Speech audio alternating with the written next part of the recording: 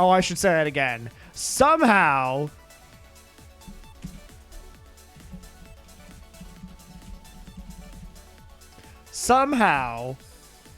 a guy on Twitter has correlated somehow the notion that because he's never seen Star Wars and he's a multimillionaire with a Bentley, and he presumably wants you to think, at least, that he fucks, that watching Star Wars would mean that you wouldn't be a multimillionaire with a Bentley. Who fucks?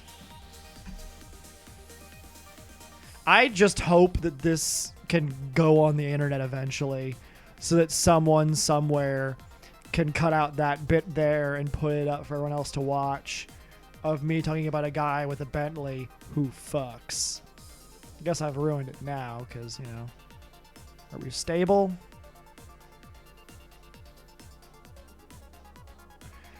It's frozen on my screen. Or no, it's not frozen. It's just moving very, very strangely. Wrong button. There we go. Let's see what we've got.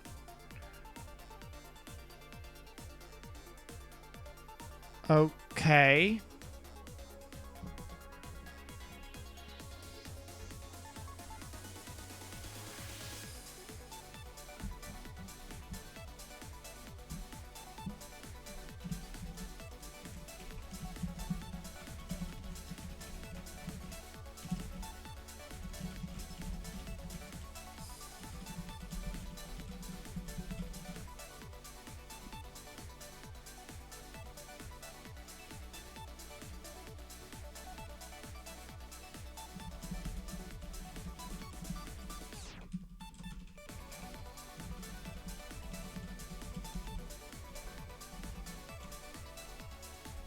I'm just wondering if it's gonna even look or sound correct.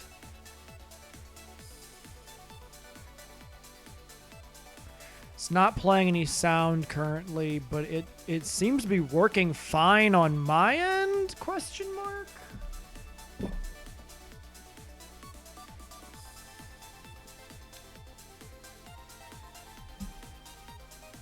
So it says I'm streaming. Dashboard here.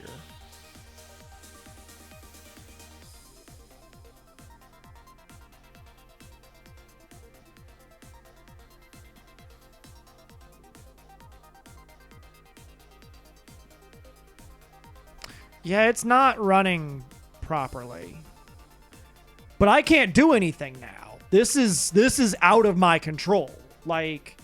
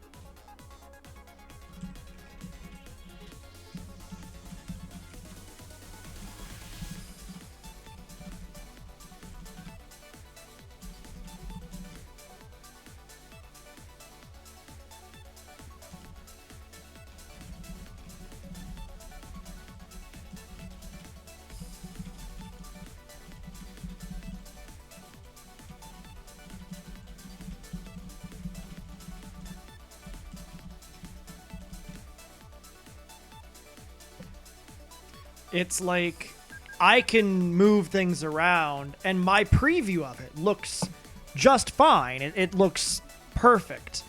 And I'm sure my recording of it looks just fine. My bitrate's perfect. I have no dropped frames. But for whatever reason, the actual, like,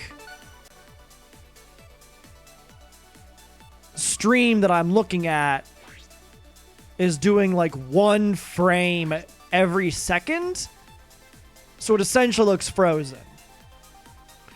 I'm also not seeing if there's anyone in chat, but I think that's more of nobody's in chat right now because the stream's not working.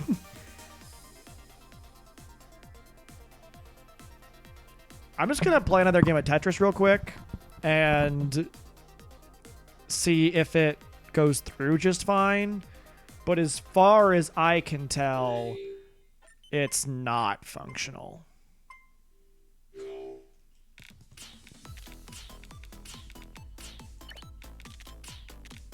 Yes, I'm live. Okay, I'm live, but is it showing anything? Can you hear me?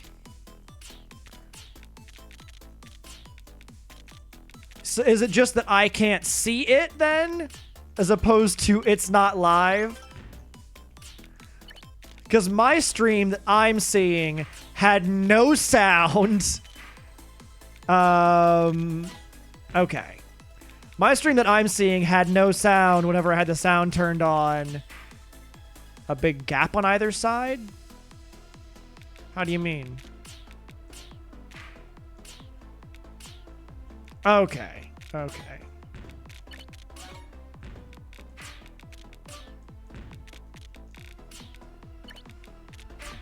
So you can see me playing the game. Interesting. Right. Okay. Thank you, thank you, thank you. If you have another stream you've decided to go to, absolutely feel free to go over there instead of here if you want. I will not ask you to stay for this. I can't see my stream currently functioning. I'm essentially seeing it happen one frame at a time, but the frames are from like a while ago. Okay. Well, thank you. So, like, I'm still seeing myself on the main menu screen. Does it sound... I can't see anything. Like, I don't appear to have any dropped frames on my end. This just tells me that there's some kind of Twitch problem that happened, as opposed to anything that I did wrong. I'm not a fucking quitter. Fair. Fair. You know what? Fair. I'm sorry that I ever implied that you might be a fucking quitter. So you asked me questions yet last time. And I did want to comment on those. You said the Borg are probably the most interesting Star Trek thing, and they definitely are an interesting Star Trek thing. I think the Borg... I don't know. For me, I feel like... And it might be... I don't know if you've watched Voyager or not, but for me, the Borg are one of those things that, like, in Next Gen, when they're introduced, they're, like, so fucking cool. And the more that they kind of play with those in Next Gen, they're so fucking cool. But then, like, they kind of do stuff with them in Voyager and some of the movies, and I'm like... You're fucking up the Borg.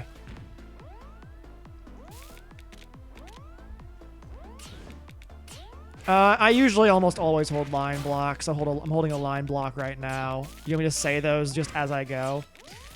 I think that to say that the Borg simulate religion is a little... It's a bit simplistic, I think. Because you can say that, and it's not incorrect, but the Borg, for what they are, really are more of a symbol of any, like, organization that requests conformity over individuality. So that can be some organized religions, but it can also be totalitarian dictatorships. It can be... you know, lots of organizations that would ask of you to... Hello, Comic Cookie.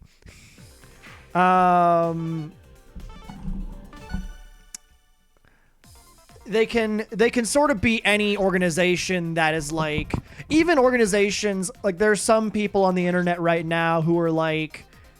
if you have any trauma in your past, then any thoughts that occur to you as a result of that make you as bad as the people who assaulted you. There's an exaggeration I saw earlier.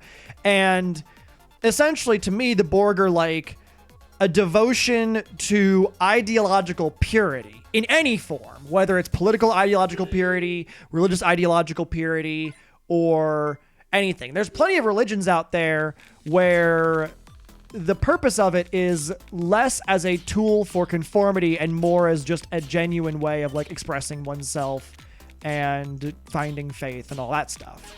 So while it can be a representation of a bad religion, I would say that there's more opportunities to represent the Borg in different ways.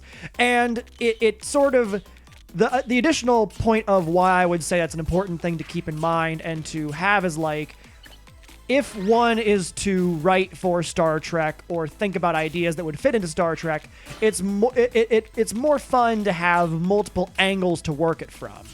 Because they did sort of this idea. There is an idea in Voyager, in an episode regarding the Omega particle, where it's explored a bit the idea of like Seven of Nine's potentially religious devotion to the Omega particle and to the idea of perfection.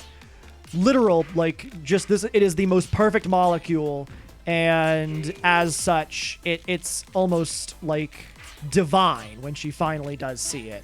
So I do think that there is room for that, but I think there's also a space of like, if you then cut yourself off and say, oh, well, we can't do, this storyline that would be about, if you instead choose to see all Borg storylines through that lens, I think it will restrict your ability to appreciate them as they are. Because there's, I think, one could even approach Vulcans as though they are a flawed religion in their own right. Starfleet, similarly, can be seen as a flawed religion. And I think that sort of idea can be applied to a lot more than just the Borg, and I think it's more fun when we allow some, because that's why I also get against the idea of like people saying, oh, the Klingons are just space Russians. Sort of, but not really. They're kind of treated as such a bit in TOS, but I think they have a lot more complexity than the idea of just space Russians. You know what I mean? Sure, that may be how they started. That might be what Roddenberry and the creators were trying to evoke. But in terms of the surveillance or the fascism of the state or the spying or the secrecy or whatever, there are other civilizations that evoke these ideas more directly, and they're, I think, more interesting as a result of that. Romulans are very secretive. They have all sorts of ways of getting into your head and making sure that they know things. All interactions with Romulans are all chess games to ensure that any activity that's a sign of war is known as such. And that's not necessarily to then take it and say, oh, they're just space, this organization, space, this group. It means that we can't see ourselves and our own failings inside of them,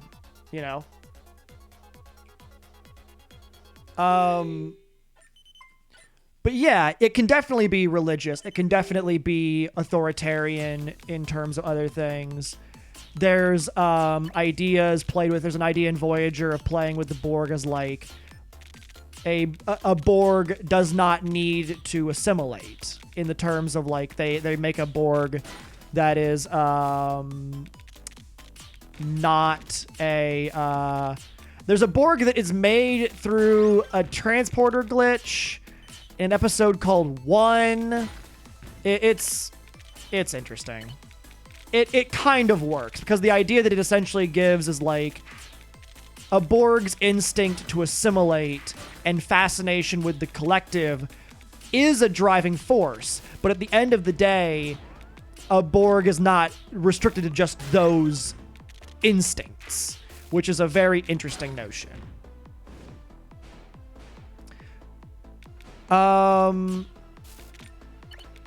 seeing a therapist for the first time in life regarding feelings and emotions. That's good. I'm glad. I'm happy for you. I think you said you live in Canada, so I hope that doesn't... I assume it's not too costly to see a therapist. Unfortunately, everything here in America is privatized, so I know it's quite expensive to get a therapist, or at least a good one.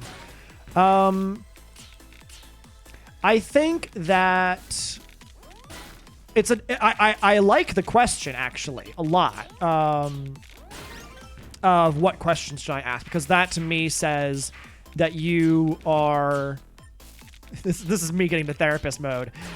That question to me says that you are interested in the process and interested in making sure that it is as effective as possible. You know, you're not saying, "Oh man, well, you know, this is a waste of my time." I had a friend I had a friend in college who consistently referred to therapists as head shrinkers and said, "There's no head shrinker that knows me better than I know me," and so I applaud you being more open to that. Okay.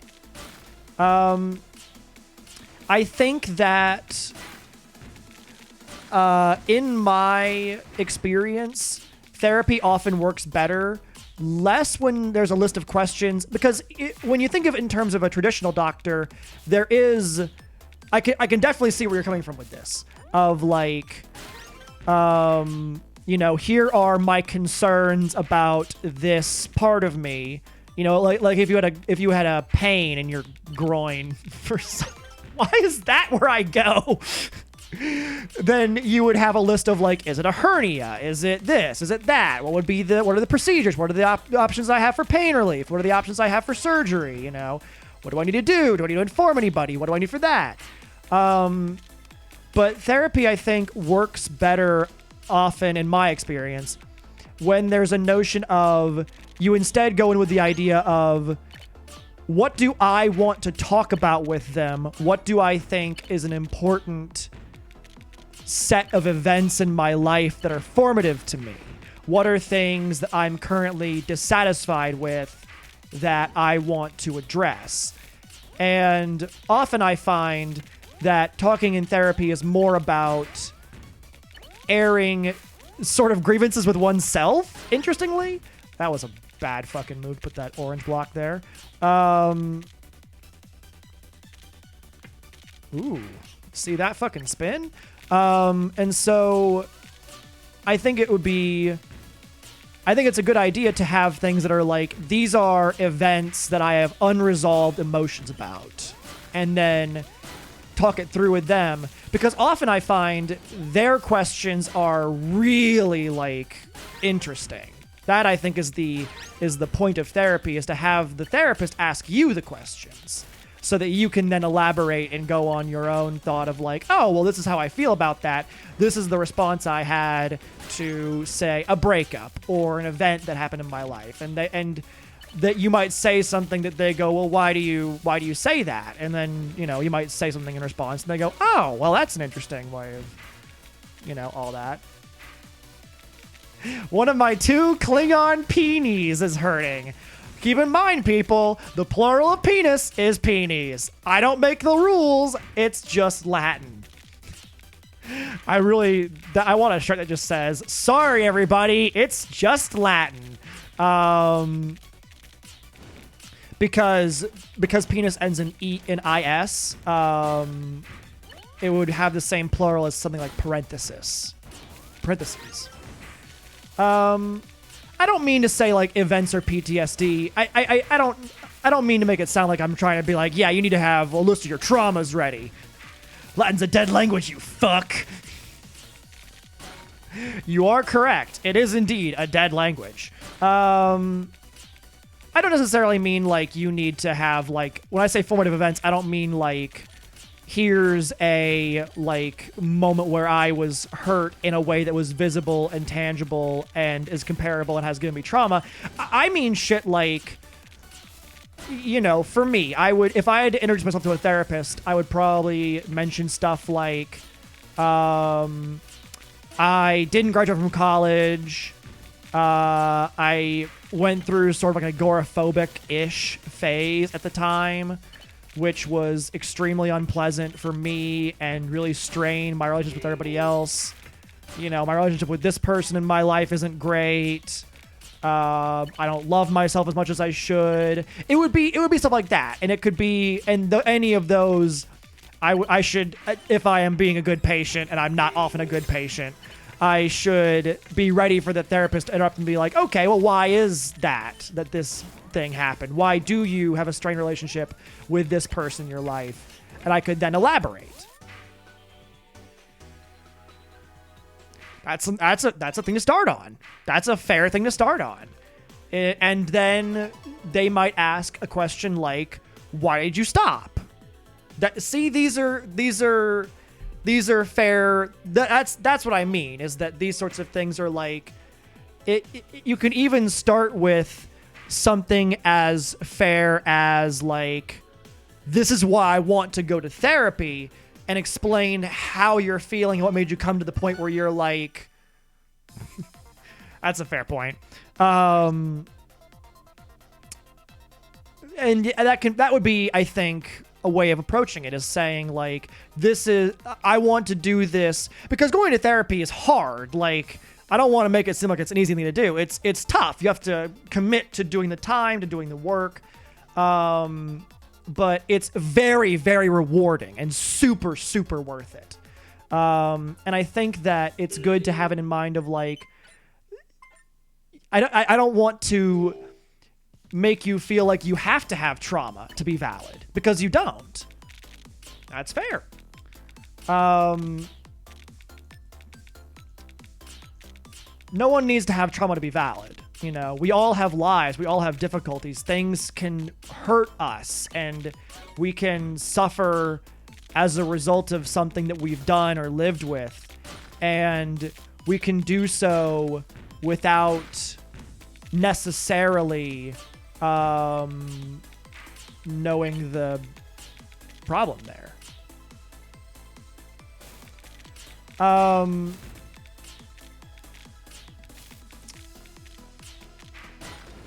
Yeah, that's very true. That's extremely true. And I think it's a thing we often kind of forget, because we all try to kind of get in our own heads. That's sort of the thing we all it's a thing that works both ways, of like, everyone's fighting their own war, so no one's going to notice that ketchup stain on your shirt. You know what I mean? I know that someone in chat is like, Druid's gonna say it. Druid's gonna say it. And they're waiting for me to say a private little war. I'm like a Bart Simpson meme where it's like, say it, Druid. And I say a private little war, and everybody cheers. It's that. That's me. Humanity are all liars. I suppose. But then that gets at that's a philosophical question in of itself, of like, what is then the truth? If everyone accepts simultaneously a lie as the truth, is it truly a lie anymore, or is it just an agreed upon truth? Oh, yeah. That's true. People fall into stuff all the time. I wouldn't say no one knows what they want to be when they grow up, but it's vastly less common than we make it out to be. Most people don't know what they want to be when they grow up, and that's fine. In terms of antidepressants, I would say, I'm trying to think of, because I don't want you to be scared off of them because of any kind of side effect, because antidepressants can be very helpful. A good question for any prescribing psychiatrist is, how do you often prescribe medication? And there's essentially two schools of thought, which is like, start this, and in 2 weeks you should feel something, and we'll go from there. But there's either start at a low amount and work your way up, or start at a middling amount and then adjust from there. And I don't honestly know how common the latter is, but I can tell you that starting low and going up is definitely far better. I started Wellbutrin once, and it made me have no appetite for a couple days, and that was really unfucking pleasant. Like, it was, ooh. Christ. Oh my god.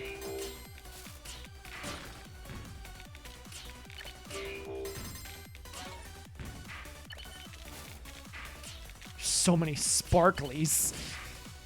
I'm sorry, I saw that chat moved just there. Also, I'm glad that you feel comfortable sharing that with us in chat.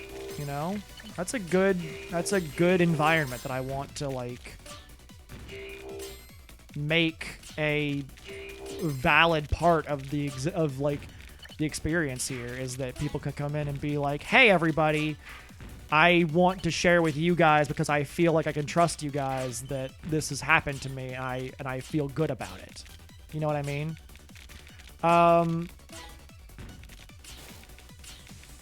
I would say be ready to Google whatever they want to prescribe. And they might want to see you a few times before they prescribe anything. It depends.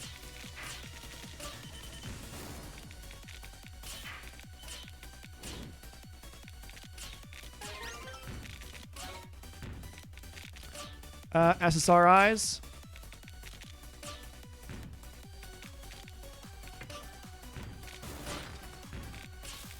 Give me one. I'm sorry. I'm now deep in this fucking game, and this might be a really good one. So I don't mean to ignore you. God damn. That's just me as a parent. Sorry everybody. Sorry, bud. Dad's on a roll with Tetris, and I don't want to fucking lose this one. Oh, man. That's sucky. I don't want to be that kind of person. Oh, Christ. I need to fucking get some lines cleared quick. No, shit! Oh, no. Oh, no.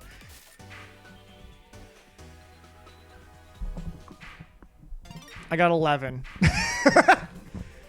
I got so many good KOs. I want to see how many KOs I got. 14 KOs, and I couldn't even win. Damn it.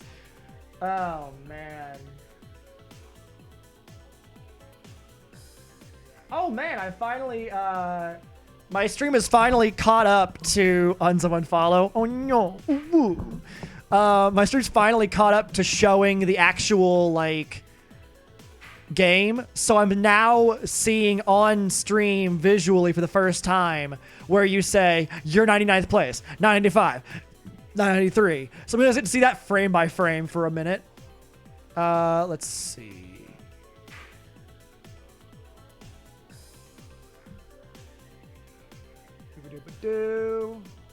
All side effects. Mojo, libido, killing. SSRI, physical numbness. I've not had any physical numbness per se, but I can say that I have had libido affected, as well as, like, I'm not certain how to phrase this delicately. Just the way it affects the actual mechanism of arriving, we'll say. Oh, boy. I will say that it does settle in.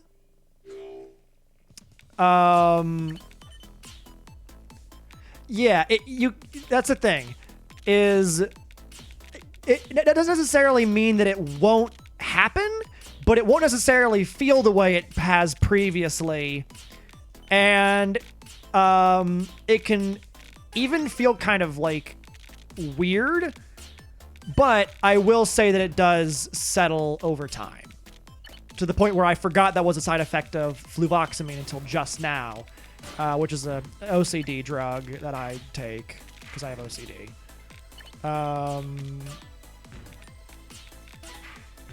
I will say that finding a diagnosis or some kind of term for one's emotional state can be very freeing if you've had mental symptoms that you've felt for a long time were potentially the sign of some sort of like horrific problem. I worried for a really long time that I had schizophrenia, right around until I was about 20 years old, to be honest, because I have intrusive thoughts, and I thought, okay, intrusive thoughts, then those are just a sign of me being like on the verge of being a maniac. I might just one day snap and like do something crazy because I have these intrusive thoughts. But they're just that. They're just thoughts. They're not, and they are intrusive. They're not a reflection of my actual morality or my actual desires as a person. I got wrecked on that one.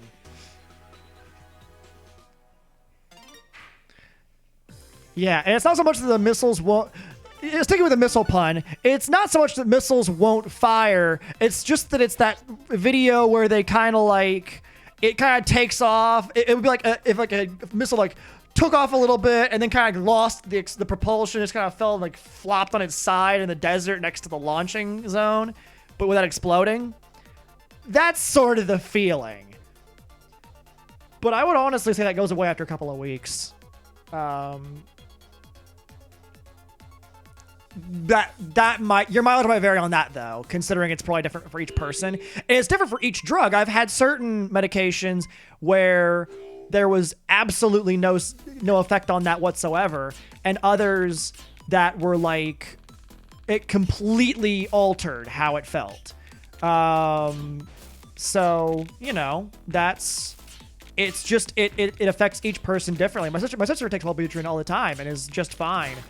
But for me, I know somebody else who took the same thing and had no issues with it. But for me, whenever I took it, like, my appetite was dead, like day 2. I was just miserable. I just felt like shit all the time on it for the first few days. And I was like, I don't think this is helping me the way it should be, you know?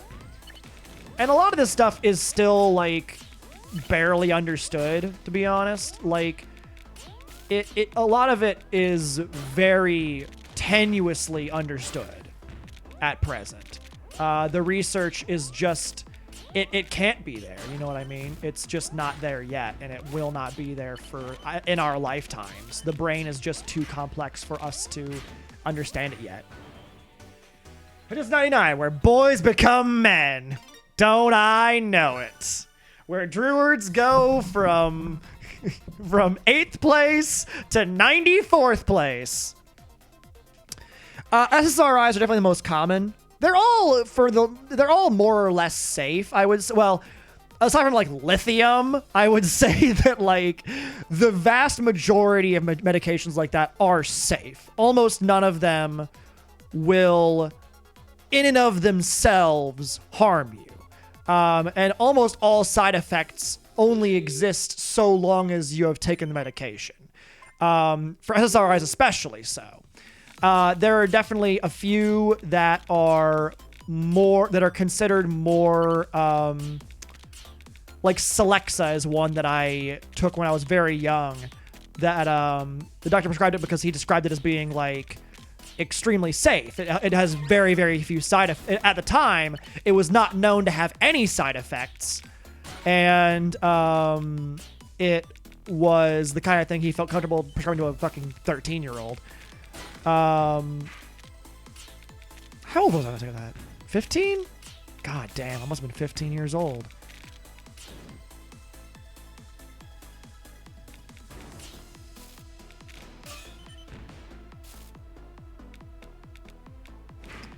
I actually did pretty well in my first game. Whenever I first played this, Tetris 99, sorry, I'm reading different chats every so often.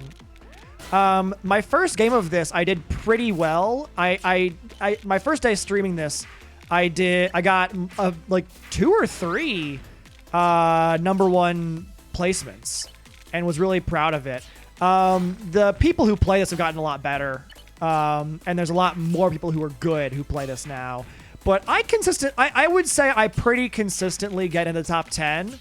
I almost always get close, and I have not frequently, but occasionally gotten number 1 Tetris Maximus in the last couple weeks.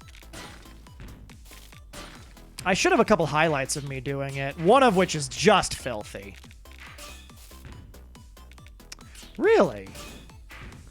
Okay. Yeah, that makes sense. That I didn't even think of the fact that there would definitely be people who were, like, closer to my, what's it called? Level than others. That definitely makes sense. I didn't even think of that. I'm stupid. I'm dumb. I'm not. I just don't think of things very hard sometimes. But yeah, I've definitely had a lot harder of it. I don't know.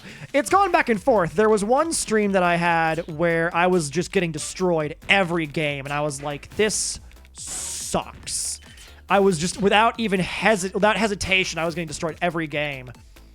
And like, more, like, especially over the last couple of days, I've had a lot of really fun games where I've gotten really close, but just my own mistakes and stuff catch up to me.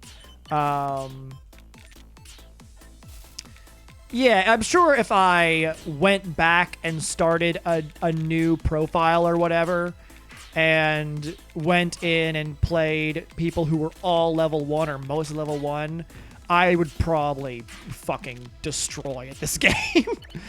I wouldn't have a good time doing that. I would feel kind of bad, but it would be, you know, it'd be fine. But yeah, I very rarely die before... I say very rarely. I somewhat rarely die before 50. Ooh, I got some badgies. I very often will die around 13, 15, 8, 11, that kind of number. Which is fine. You know, I'm okay with it. It's whatever.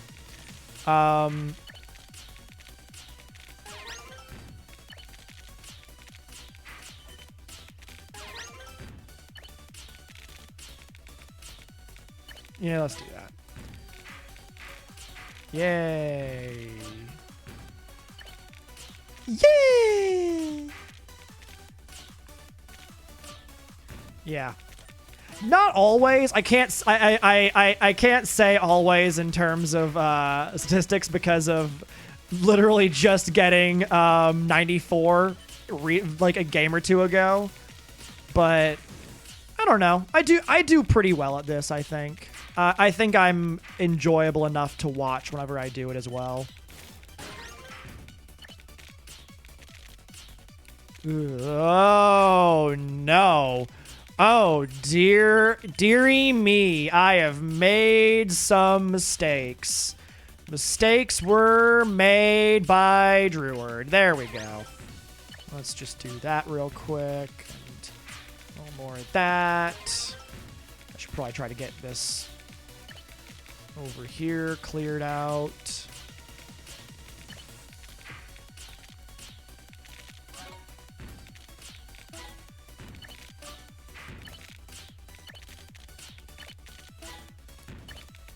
All right. I want to try and get the garbage here cleared out before I get any deeper in this, because we're getting down to top 10, which is not the best place to be in without too many badges and with a bunch of garbage on screen. Not my favorite. Oh boy. Oh no. I didn't want to do all that. Woo! Woo! Alright. We'll be... Shit. I was gonna say we'll be fine, but I don't feel that way anymore. I would like to disagree with my esteemed colleague, Dreward. Dreward from moments ago. This is what happens. I get fucking... rushed, and then I just start, like, fucking up. But I don't know. I have a good time. I have fun. Isn't that what matters? Isn't that what video games are about? Having fun. Isn't it more about the friends we make along the way?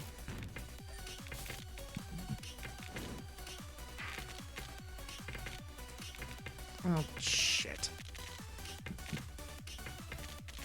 Wow, this is a bad position I put myself into. All right. Gonna get myself out of it, too.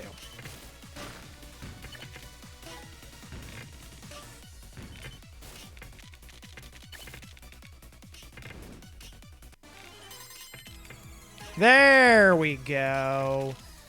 Now we're cooking with gas. Here we fucking go.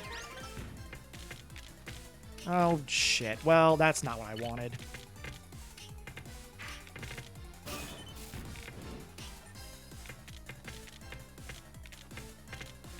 Sweet. Mini T-spin. The way that I like to do. I'm in the top 10. I done it.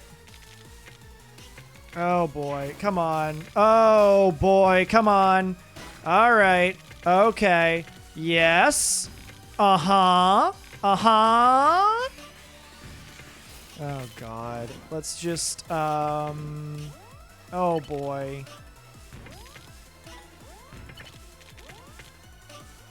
Oh, this is bad. This is bad. This is bad, everybody. Yep, that's it for me.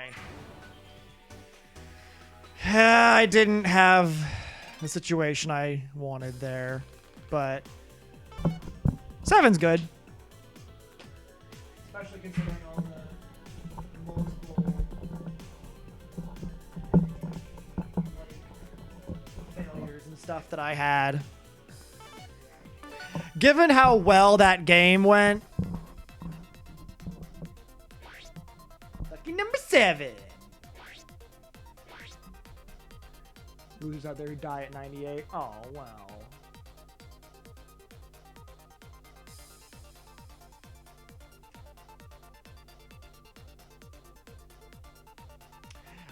Yeah, SSRIs, all they do is make sure that your brain doesn't reabsorb serotonin more than it has to.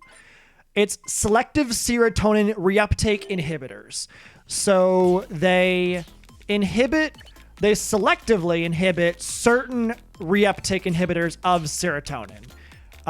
Different drugs inhibit different serotonin receptors.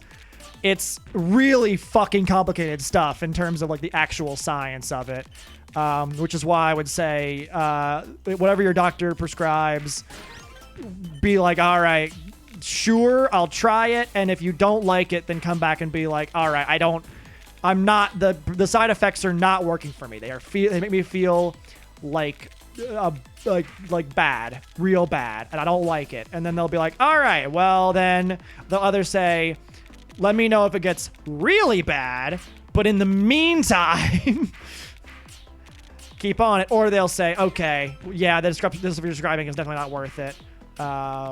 We'll change medications.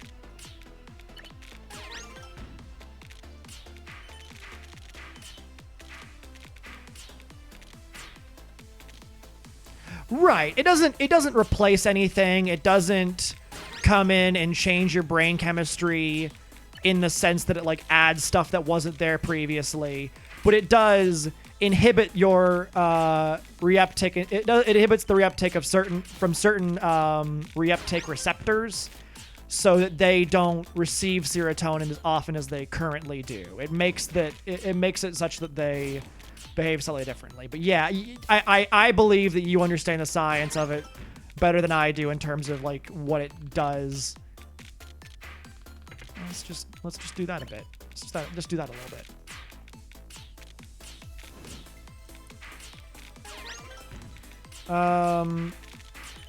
But yeah, they can affect your behavior quite a bit in terms of feelings and all that, but that's just because brain chemistry is that sensitive, really, more than like they're not a good thing for you. I wanted to put the block in there, woo, but it wouldn't let me. It wouldn't let me. Those fucking cowards. They wouldn't let me.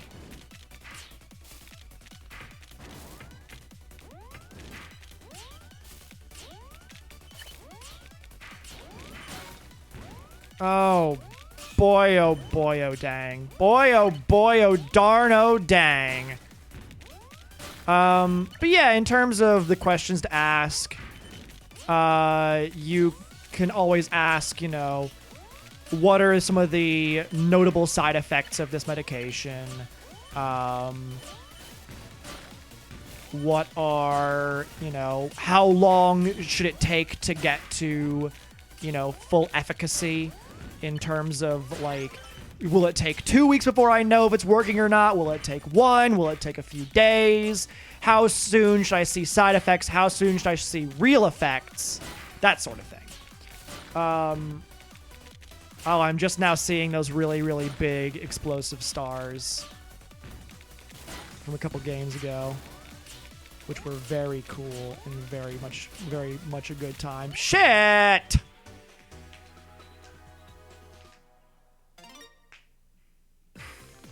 Yeah, that's fair.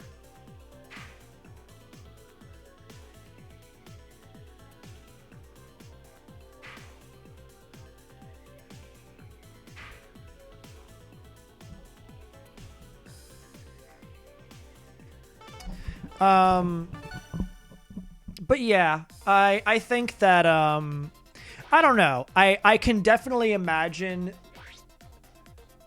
I think that talking about it can help. In my experience, the way I would describe it is the medication can help to clear some of the, like, recursive thoughts and self-defeating problems and kind of clear one's perception on the stuff that's happened. And then talking about it then will allow you to then work on it. I would compare it to the medication being like a disinfectant for a wound, and then therapy being the actual, like, surgical attempt to rectify the problem, where the surgery is going to hurt a lot more. And it's going to leave scars that are a lot more visible. But the disinfectant is there to make sure that the procedure goes smoothly. That would be the comparison I would make there. I do think therapy is worthwhile, but I will agree that therapy alone won't often fix all problems. There are things that therapy alone can, like, obviously, if someone was in an unhappy marriage, like, marriage therapy is a better use of one's time and money than, like, trying to buy both people some kind of drug to be on. But a lot of problems, it's useful to have both at hand as part of the arsenal. Partially just because, like, it's good to work through things. I know it's often described as healing, but it genuinely can be very, like, powerful to go to somebody who their entire job is just to try and help you get better with yourself, you know? And it's a really powerful experience. It's very, very helpful. Obviously, don't get, like, I don't mean that in the sense of, like, oh yeah, you should just go and do whatever they tell you. So that way, kind of, yeah, well, and it could be one of those feelings of, like, I wouldn't necessarily compare it to fully, like, because, like, remodeling makes it sound like you're having to destroy something that's a part of yourself. I would compare it more to, like, taking an ecosystem that's been damaged and fixing that ecosystem, if you know what I mean. Like, restoring a wetland, introducing the, like, natural flora and fauna of self-care and self-love into an ecosystem that's been told what to be by some other entity. You know what I mean? That would be the comparison I would make. Yeah, exactly. You take the exact same earth and nutrients and minerals, and you learn how to take care of it and restore it to a condition where it's not only better for itself, it's better for the surrounding ecosystem. It's better for the environment as a whole. I believe strongly in the idea of like going through therapy and learning how to communicate to a therapist in that way and listening to how they communicate can help people to be more emotionally available and supportive to their own friends in their own lives, you know? Because one can start to learn what questions to ask, what notions and ideas to support, and which ones to go, well, hold on there, you know, what's that about? That doesn't sound like it's the most healthy thing in the universe. And I think that's valuable. I think it's a valuable skill that often is commodified. It's made into a commodity in terms of being described as emotional intelligence.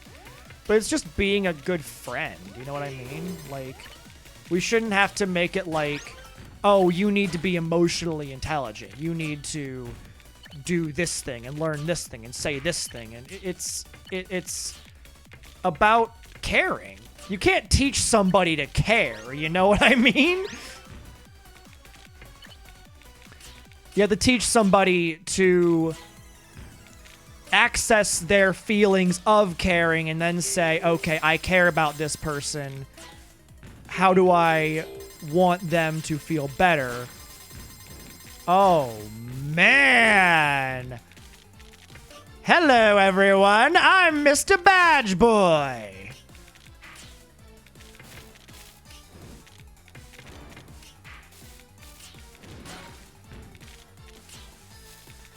I will say there's a lot of strategy in this game with the badges that I absolutely do not spend any time on. Oh, fuck, that was a bad move. Oh, that was an even worse move. Okay, I need to try and fix this real quick. Nope. Anything you shouldn't tell a therapist. I don't know how it is. I don't remember if you confirmed it. Oh, no. I know you're in Canada. I don't know how it is in Canada, but I will say, depending on the therapist or psychiatrist, some are more beholden to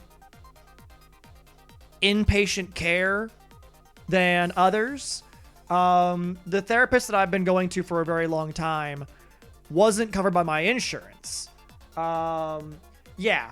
So essentially there's a law in place that says that, there's a law in place that says if someone expresses a desire to harm themselves or others, then it's possible that you can, you know, be institutionalized. The problem with that is that it's not, unfortunately, it's not a very consistently applied rule. A lot of doctors, I think, if I'm being honest, I'm now realizing that the doctor that I went to that literally told me, like, she literally asked me in the same breath, she said, have you ever had thoughts of committing suicide? And followed it up with, by the way, if you answer in the affirmative, I will have you committed to a facility. And I was like, no, I've never had those emotions, never had those feelings. And which wasn't truthful, but the idea is that, like, in some situations, if a doctor wants to take advantage of that, they can essentially use the law to say, if somebody self-reports that they have suicidal, self-harm, or or violent thoughts, then they can be sectioned, put away. I don't know what the I don't know what the politically correct term is even. I don't think there is one. No one's a big fan of doing this to people, as far as I'm aware. But the I will say that your doctor should notify you in advance that self-reporting that stuff would cause them to do that, and that way you would know whether or not to say that. As far as I know, only unambiguous language about, as far as I understand the legality of it, only unambiguous language to indicate that you do have any self-harm or suicidal desires can be taken as an admission of such a thing. So I would say, as long as you always couch whatever you're trying to say there in enough sarcasm for plausible deniability, I think that they would have a hard time doing anything about it. I don't think those laws are good, by the way, for anybody. The therapist that I go to consistently has mentioned that it's one of his least favorite things to do is to get somebody put into a facility like that. He only ever does it as a method of last resort for individuals who genuinely are, like, too dangerous to be able to, like, exist in society as is. And those kinds of people do exist, but they're, like, schizophrenic people who are, you know, not being medicated properly and can go off the medication without a doctor's consent, and, you know, whose families don't want to have them put away. Like, that can happen. And there are schizophrenic people who are not dangerous at all. Every person is different, and there's definitely, but I do want to make it clear that in no way do I believe that there are just no people who are dangerous out there in the world. I'm naive, I'm not stupid. But, it's definitely a matter of, like, people, especially in America, with how America's for-profit medical systems work. There are people who are locked up and medicated against their will until their insurance runs out, and then they're just booted out and told to go find someplace else to live now. It's really horrifying shit. There have been some really interesting, like, articles written about it. I don't recall where the one I'm thinking of was written, but I want to say Washington Post or New York Times, which are usually, with the exception of a notable board member on the Washington Post and some really just poor opinion choices in terms of New York Times. They're usually quite good. Oh yeah, if you admit to having committed a crime and the statute's not up, it might depend on the doctor, but they might have an obligation to report such a thing. But it might depend on the crime, and it might also depend on the statute. So, like, if you admitted theoretically to shoplifting, but you had done it, you know, let's say, I don't know your actual age and all that information, but let's say that I just create you as a fictional person, and when you are 50 years old now, and when you were 8 years old, you shoplifted a couple times to act out against your parents. That's part of your formative years. I don't think a statute of limitations on that is like 45 years on shoplifting. You know what I mean?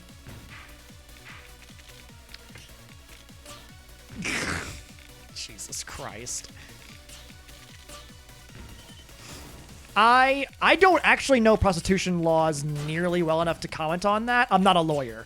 I would say if you are concerned about that, I believe, I actually heard recently that there is, I think, a subreddit called r/lawyers, where they give legal advice to somebody who seeks it whenever they explain their situation. But all advice given is obviously given on the condition that you don't use it. It's not prostitution. It's a massage place. I mean, with extras not advertised, that's still prostitution. If you solicit and pay for prostitution, it's still prostitution. Escorts are prostitution. Like, they may not advertise themselves as such or be considered legally so, but but when you solicit sexual intercourse or sexual interactions for money, that is prostitution. Even if it's not with a, like, person in a red light district in thigh-high boots or whatever. Like, the definition of prostitution is not so narrow as to exclude actual prostitution in favor of, like, well, it happened at an upscale joint, see? Solicited a back rub. That's all I did. That's all I did. That's all. I believe you. I would say that I genuinely don't know if I honestly do not know. I would say that you should look into more of your legal rights regarding what is considered criminal prostitution. If you did not pay for sex, then I'm almost certain that it doesn't count as prostitution. That's not a legal defense. I know you're trying to... I think you're trying to make me laugh, which is fine, and it's fair, and that's what we do here, so I'm okay with it. But I do want to point out, that is not a legal defense.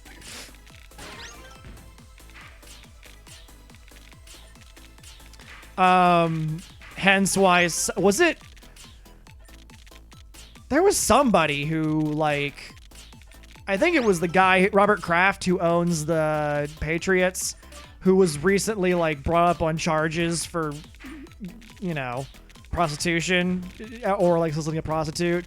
He, like, went to a massage parlor in Miami that's, like, known for human trafficking, which is really bad. That's the shit that, like escorts who work for themselves, I'm like, okay, you know what, you do you. But, like, human traffic, I'm gonna take a hard stance here. This is a hot take. I will never stand with human trafficking. Oh, boy. That's, damn.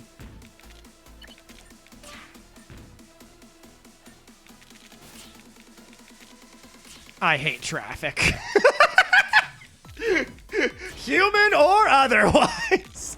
You know what? Your heart's in the right place, so I'm gonna give it to you. Can you imagine if there was, like, an anti-traffic, like, organization that was just trying to improve infrastructure, but they ended up donating money to, like, anti-human trafficking causes, and people were like, you know what? You're not on the right track here, but your heart's in the right place, so I respect it. Oh my god.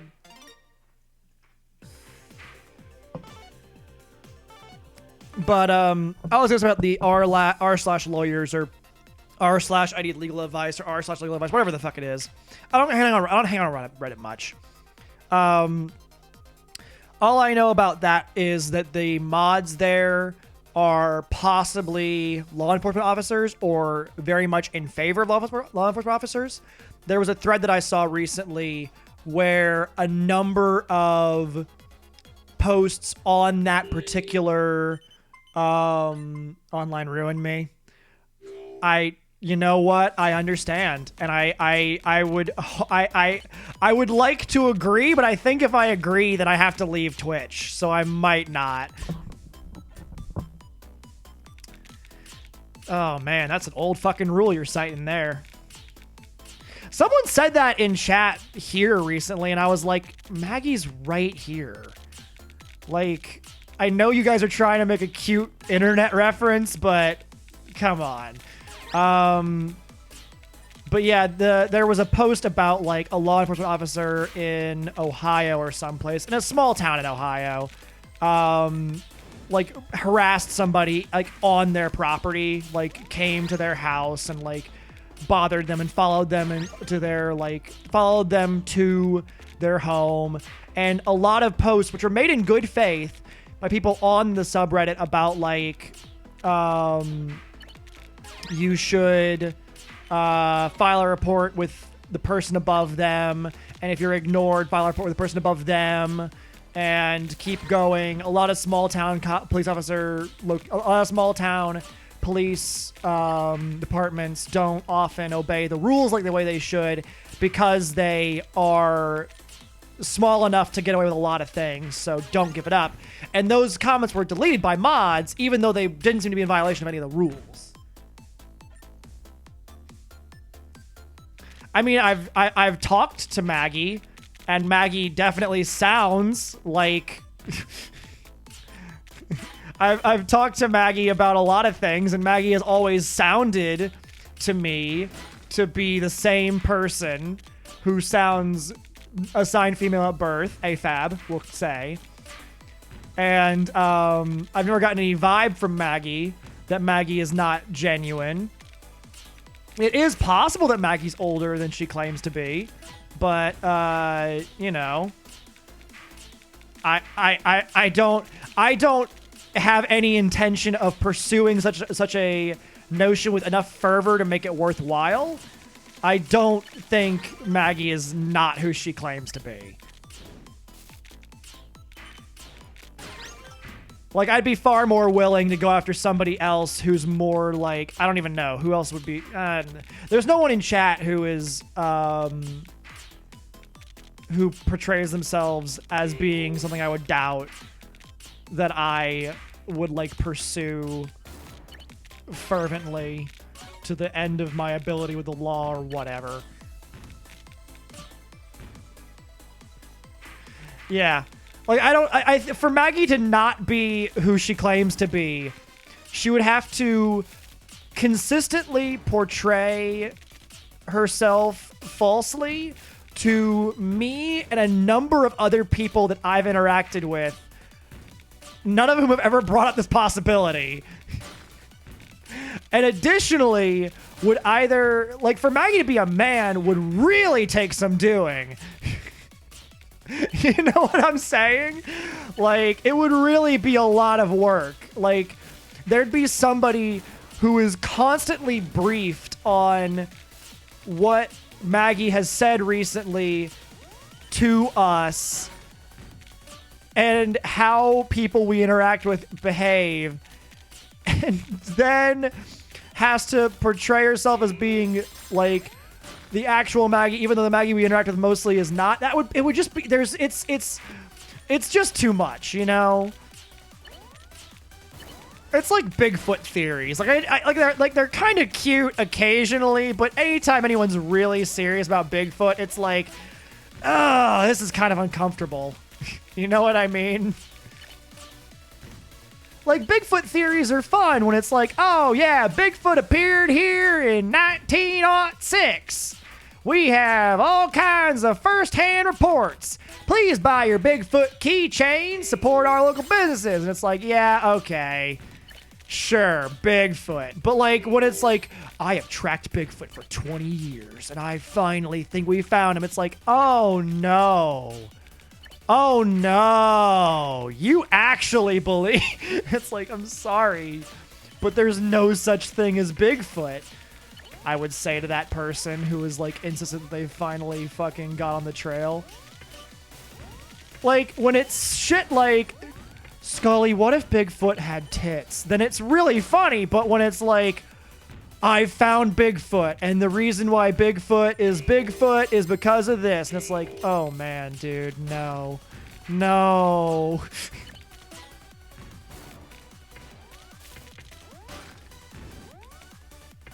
Yeah. It's always the same voice each time, though, that I hear Maggie. So, like, and especially if Maggie starts streaming, we're really screwed then for your theory. Team Maggie with a whiteboard. They're all talking on like a Slack channel, a dedicated Slack channel to make sure that the voice of Maggie keeps up with everything else. Oh, man. For context, to elaborate, I don't believe Maggie is a 40-year-old man. I even less believe that Maggie is a coalition of individuals all attempting to portray the same person. All of my experiences speaking to Maggie, interacting with Maggie, have only led me to believe that Maggie is a real human being who lives in Texas. And that's fine. Maggie equals deep state. Oh, Christ. Get QAnon on this. I honestly have not ever... I think I watched one video on QAnon one time, and I was like, this doesn't make any goddamn sense. It was like the most confusing thing I'd ever heard in my life. Like, Pizzagate was more of a believable story. JFK...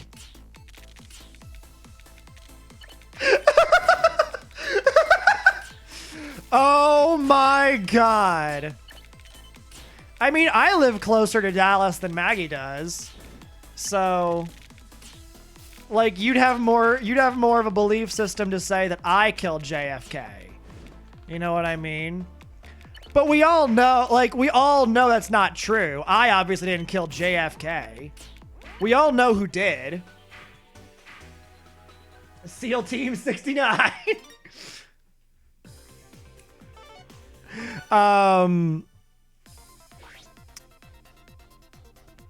We all know who really... No. Jesus. Obviously not. Ted Cruz's dad killed JFK. Ted Cruz killed all the people in California in the 1960s. He was the Zodiac killer. Ted Cruz's dad killed JFK. Get it straight, man. God, that is one of my absolute fucking favorite, like, Donald Trump things ever. Like, I don't like Donald Trump. I think he's a bad person and a mean guy. And, like, a bad president. I should also say, I think he would be... I think he could do better at what he's doing. I was thinking about this recently. I was like, if he wanted to be like a totalitarian asshole, like he could do a better job of it than he's currently doing. I could do a better job of it than he's currently doing. That was my feeling on it. I was like, he's entertaining. Like that's the appeal of Donald Trump and like my friend Nick and I talked about this previously. We both said like Donald Trump isn't a good president, but he's a really fucking entertaining candidate. He's really good at making people laugh and saying things that stick in our minds years later. And so, like, he does have an ability, not as a statesman, obviously, but as someone who is able to, you know, affect the masses. And that should not go unacknowledged, I think. But, man... I gotta hand it to him. When it comes to like the shit with saying that Ted Cruz's dad killed JFK, which is not true. I should say. It's not true. It's like provably not true. Ted Cruz is the Zodiac killer, I should also add, was not a Donald Trump meme. It was I don't remember who it was, but it was someone in Austin who was against Ted Cruz, which is essentially everybody in Austin. What's that? Is that a calzone? Did you order a pizzone?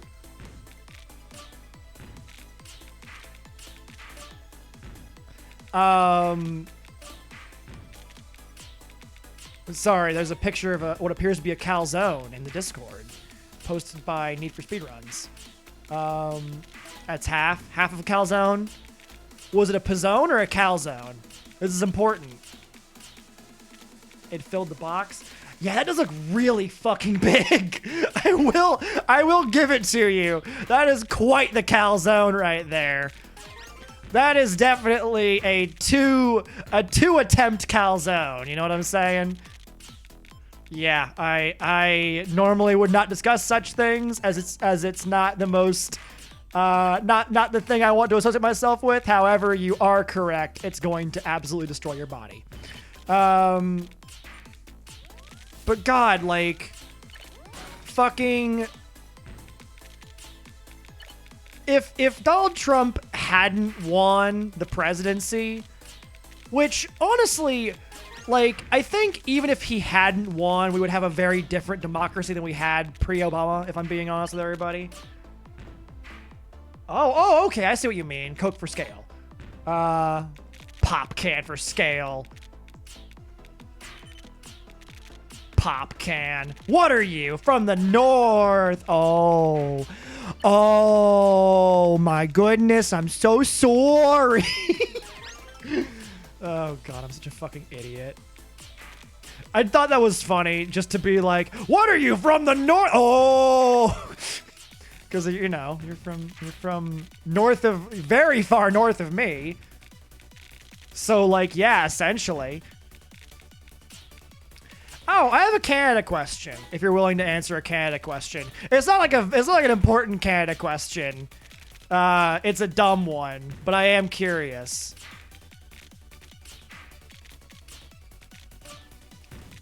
You don't have to answer a Canada question if you don't want to. All right. So, I've seen maps of Canada, you know. And I know most people who live in Canada live pretty close to the US-Canada border. Not necessarily because of, like, it's just how it works. It's just how climate works. Yeah, no, let me allow that in. That's, the Queen is still on our money. Fair. I know that. So there's all those, like, little tiny chunks of land and stuff at the top of what is, like, geographically Canada. Does anyone live up there? And, like, how many people live up there? Because I can't imagine it's very easy to live in, like, what is actually the Arctic fucking Circle. So I'm just curious, like, how many people live up there? And, like, what do you call those people? What's the common consensus on these people? Because if I knew someone who lived, like, that close to the Arctic Circle, I'd be like, what the hell is wrong with you? What is is fucking Quebec not good for you? A lot of Somalians and African American people live there. Yeah. Interesting.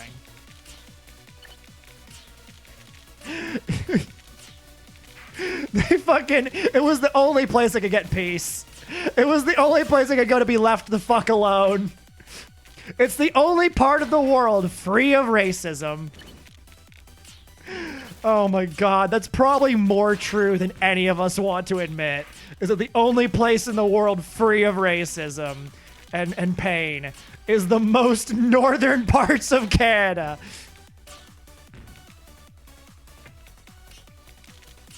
Oh man. I've actually never been to South Africa, but I wonder if South Africa, not the region, but the fucking country. I'm curious what their winters are like. I know that their winters happen in July as opposed to December. But I wonder if they have harsh winters, you know? You'd think that the distance from the equator that they would have a climate akin to Canada. That might be true, considering the ocean currents that are around there. I don't know much about the climate. Other than it's going to kill us all. It's going to do it, and if you don't believe me, well, we can just not do anything about it and see how we feel in about 20 years. Oh, boy. I just wish we would just be like, all right, you know what? Regardless of whether or not we believe the climate's gonna kill us, let's not fucking dare it. Let's just fucking fix it and be safe. You know what I mean? Like, if I lived in a situation where there were like if there was like a burgeoning bear population with like a desire to fucking come and kill me. You know what I mean? A burgeoning population of bears with a taste for human flesh. I wouldn't be like, well, you know, the bears aren't necessarily killing that many people right now directly, and they're not eating my flesh yet. Oh, that's interesting. That makes sense. Yeah.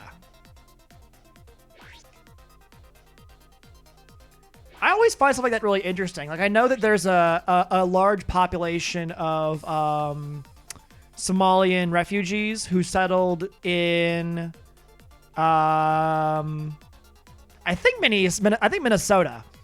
No idea why. Just did.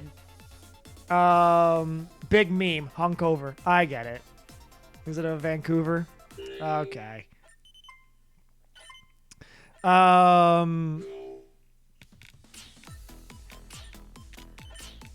But that stuff's interesting. Like, knowing about, oh yeah, international politics caused, like, kind of like the Cuban exodus in the, when was that? Was that the 60s?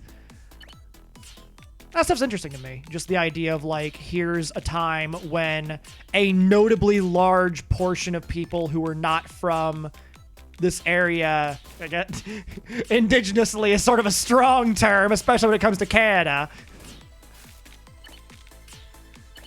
From what I hear, Canada and America are getting into a fucking race to see who can be worse to their indigenous peoples.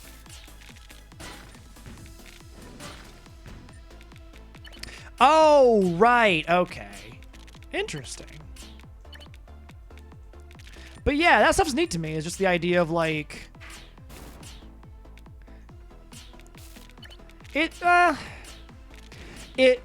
I will say that in the United States, some Native American tribes do. The jury is definitely out on what, you know, the preferred term is. I think because a lot of them are still arguing, like, hey, stop, like, building pipelines where we get water from, please. I have heard that Eskimo is considered a slur among Inuit people. But that's... I think I only read that one place. I haven't done much, like, looking to make sure of that.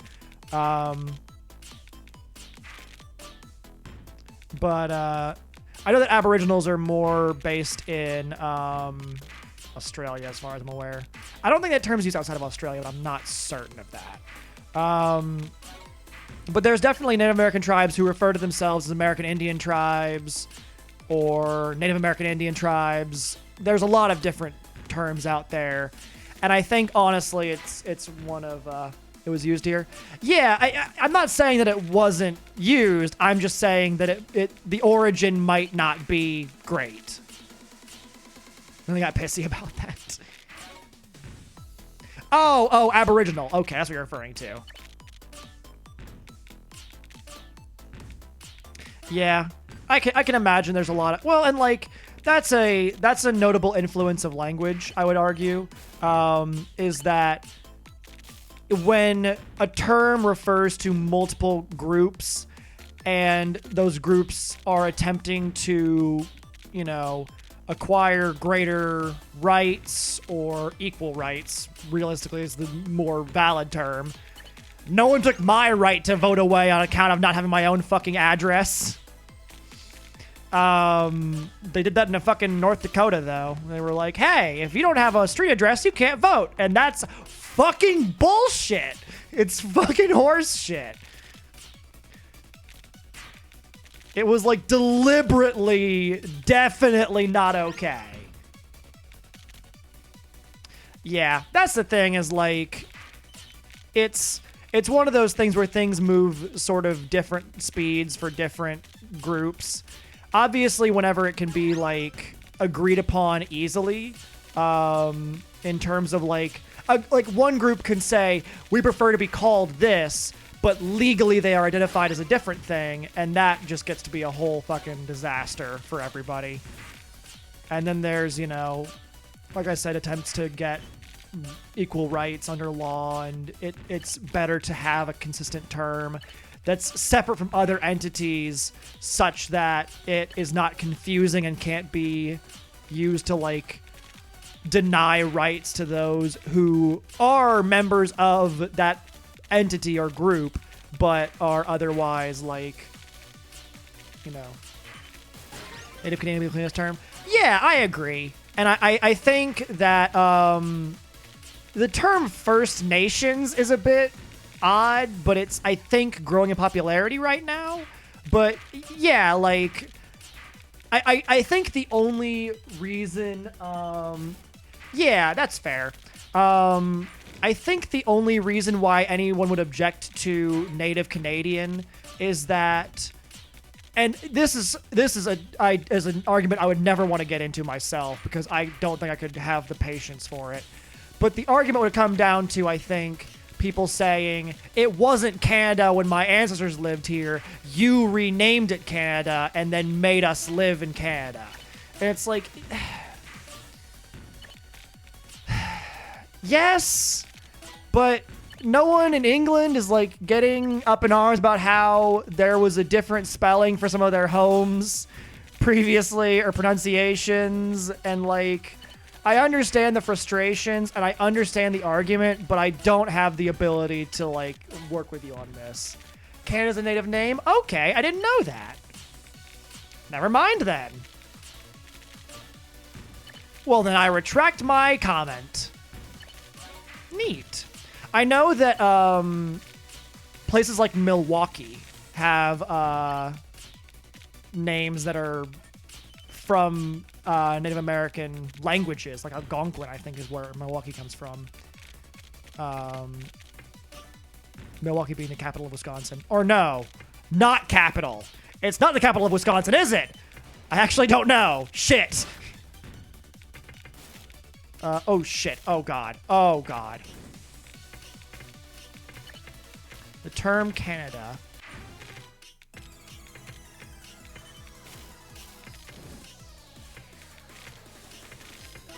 Sorry, I saw the post, but then I got down to top 10, and now I'm gonna get killed right here. The name Canada comes from the Huron Iroquois word, Kanata, meaning village or settlement. In 1535, Tabernacle youths told French explorer Jacques Cartier about the route to Kanata. Number 7, lucky number 7. I beat some number 60 people to get up here. Did I get any KOs this time? I don't think I got any KOs. Nope, didn't get any KOs. That's bad. That's neat. I like knowing things like that. I feel very strongly about the need to preserve Native American languages. Because a lot of them were, yeah, I know. I know how to attack. I know how to get KOs. I just, normally I get them just sort of by playing. I didn't get any this time, which is how I, you know.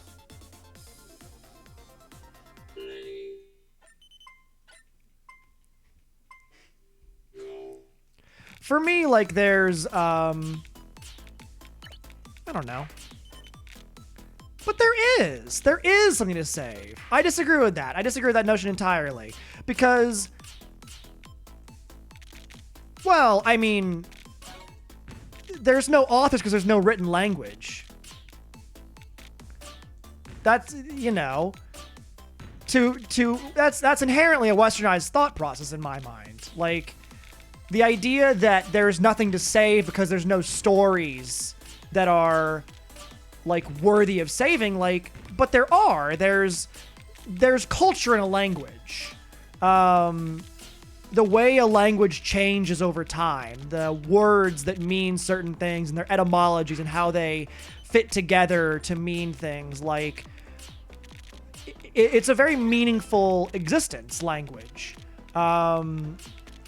And a lot of the myths that they have and the stories of their histories might be stored in spoken word. And to create writing systems for these peoples or expand writing systems for these peoples would be phenomenal. It would save the languages from going extinct. When a language goes extinct, we all lose. You know what I mean? Like, it's the same as as an entire history going extinct.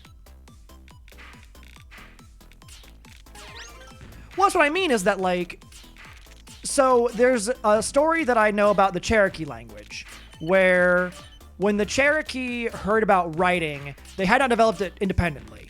And so they were under the impression that whatever the papers that people were holding or writing on, the paper somehow communicated with the person directly. This is, of course, when you don't have the idea of what writing is, you have to kind of just make up whatever you can think of to explain how writing works. And a particular guy who felt very strongly about saving the Cherokee language created a Cherokee syllabary that co-opted both modern sounds as well as others to ensure that it co-opted not modern sounds, symbols. If you look up Cherokee syllabary, and you'll see what I mean. The symbols for it are really interesting because they're like, he was himself, I think, not literate until he tried to make the syllabary. And so he saw all these symbols used to make, I might be wrong about that one. But to me, like, a language is a vital part of existence. Language is what makes us human in its own way. Well, one of the ways it makes us human. And so the idea that, like, we should just not, like, I think we have a right. We have a right to preserve, like, to me, to say we don't have any duty to preserve language or to ensure that it can be preserved is akin to saying we have no right to preserve old art. We can just, if art gets dirty or broken or whatever, just throw it out. Just get rid of it. It's part of us. It's part of our shared history as human beings. And we should attempt to not necessarily save it in terms of, like, teaching it to the masses, but ensuring that it can be taught, that it can be learned, that these myths and these ideas. Yeah, and, like, that's the thing. That's what I mean, is that, like, making sure that we preserve these languages, some of which developed independently over thousands of years. Those sorts of things can, they can tell us about the histories that we don't know yet. And so I think we have a duty to try and preserve the language, even if it might, and it might not have any, viability in terms of selling it. There's no commercial profit to be made in preserving languages. But to me, like, it is intrinsically in our best interest to preserve language, If for no other reason than because we would want our own histories preserved. If our own ancestors looked at the things that we made now and said, "No, don't need it. It's not important enough." Our culture, our stories, our shared sense of identity and of not even identity, but, like, our shared histories, and if there was a sense of keeping it under, like, careful scrutiny or locked away where the majorities can't get to it, then we're all the worse for it. And I'm not saying we should go on some, like, language colonizing spree where we go out and Romanize every language in Papua New Guinea. Do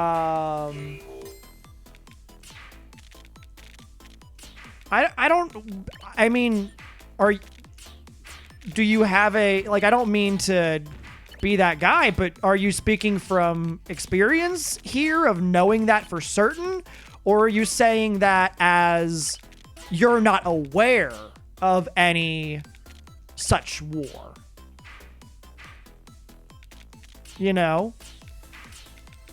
You can argue pop and soda, but the idea of carbonated beverages is less than 100 years old. Oh, well, that's, I guarantee that there were just as many wars and fights and intermingling and treaties and movement of peoples between.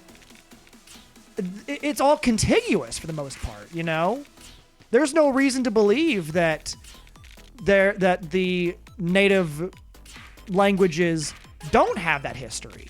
I don't know that it does exist necessarily, but to me, it seems only logical. It doesn't seem logical to me that in every other language in the entire world, there has been growth and change and push and shove and war and fight and conquest, except for America.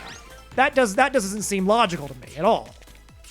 That seems completely and utterly, it seems lacking in any kind of, basis of reality. It just seems like we're assuming that because we don't know the history. But just because we don't know the history doesn't mean it's not there. You know what I mean? That's what I would say to that, is that, like, almost certainly, like, I know that Algonquin is a language that was chosen and spread, but there's languages of all types. Cherokee is its own language. Algonquin was its own language.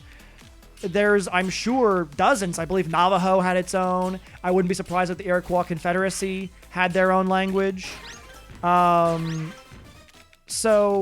I don't know. I just feel like the notion of we are not taught their history and therefore it does not exist is a flaw of our current ways of thinking that we should shrug off. You know what I mean?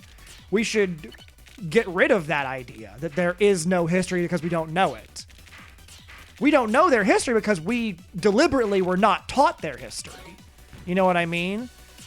When we have textbooks written by white people who were descended from the English and the German and the French and all that, then obviously our textbooks are going to emphasize white history and ignore native history because they simply won't have known it. So to me, that is the point I would make, is that there's all sorts of, and furthermore, if we don't attempt to preserve these languages, we will never know what histories may have existed. We will never be able to go, oh, there's this similar root structure. Because that's how we determine what languages are related to what languages, is we say these root structures, these tonal systems, these stress systems, these ideas that we have here and there are more akin to languages that are of this family than this one.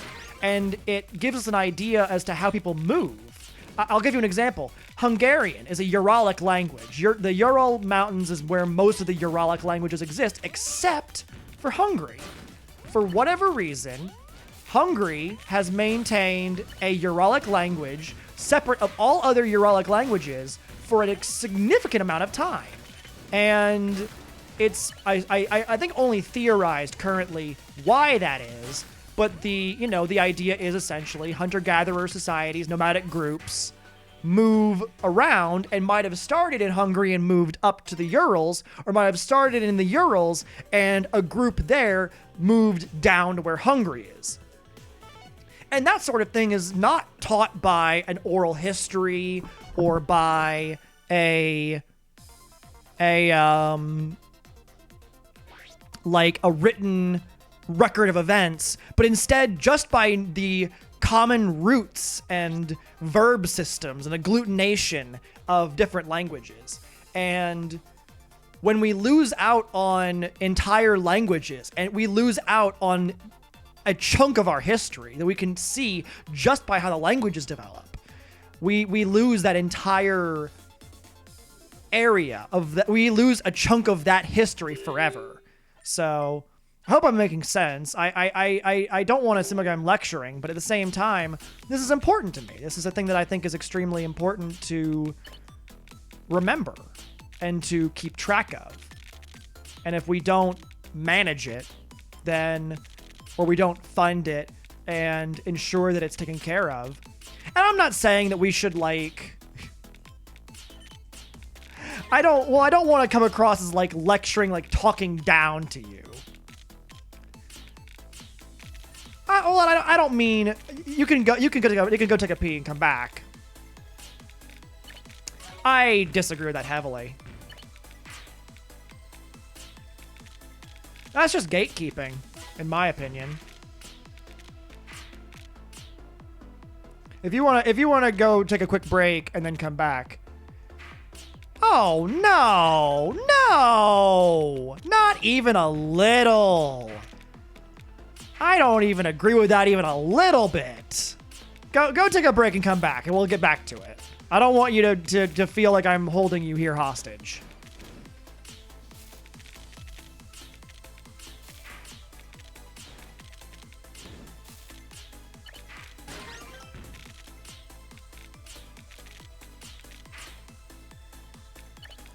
I want to make sure I read everything in chat before I respond.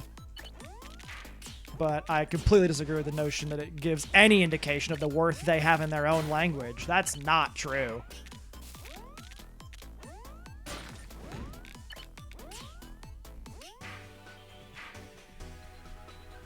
God damn it, I clicked the fucking... No, I disagree with that entirely.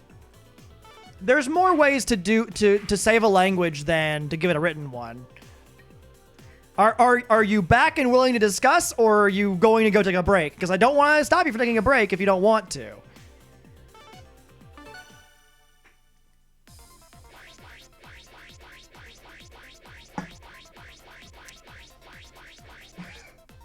Apparently, apparently Automod didn't take offense with some asshole, but with the phrase white people. And I'm not saying that you're wrong that some asshole would say that, but I'll give you an example. Right now, there is it might even not be true anymore. There was a only spoken language that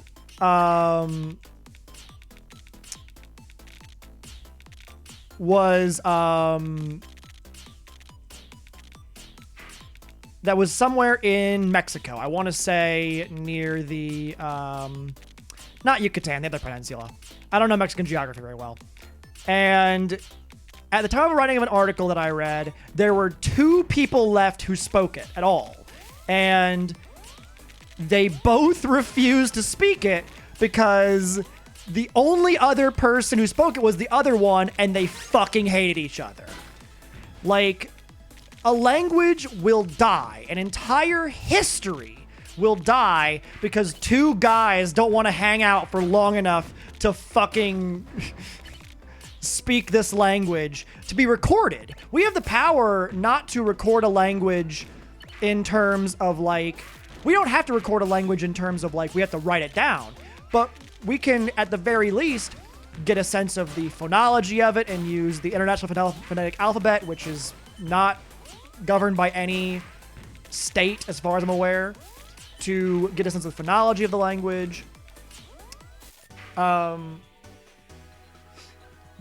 I don't really... I really, really want to circle back to the notion of if written language doesn't make them by speakers, then it shows they don't value their own language. I can't disagree more with this notion, because think about your own language. Think about your own language and how you learn to speak. You didn't learn through reading, you learned through talking to people around you. So, did you not value language because you didn't learn how to read and write until you were 5? Oh, I mean, it's interesting to think about. Oh, the Rosetta Stone wasn't a demise thing. That's not what the Rosetta Stone is. The Rosetta Stone was a announcement by an ancient emperor who was trying to send out his knowledge, his most recent decree, and wrote on it in Greek. I don't remember the other language. It was Greek and then 2 Egyptian languages, one of which was in hieroglyphics and one of which was in a different script. And that's why it did that. But writing isn't people saying our language is so important that we have to maintain that it exists and that we will keep it around forever. That's not what writing is. That's not to be too blunt, but that's a really arrogant way of thinking about how writing works. Writing is a functional part of existence. Writing developed with cuneiform because they needed to keep records of things. It's a functional part of the world. It's like saying a fishing rod exists because we think of ourselves as such an important fishing society that we value fishing enough to create extra tools for it. We just want to make fishing easier. It happens to be that we value fishing enough to make it easier. That doesn't mean that we have some moral belief. To a degree, it's better than well, I would disagree with the notion that it's better written than spoken on the grounds of how often do you mishear a word? How often do you say something that if written wouldn't make any sense as said? People love hearing stories. Books are just easier to distribute. And until the audio recording, there was no way to make stories a shared medium of audio.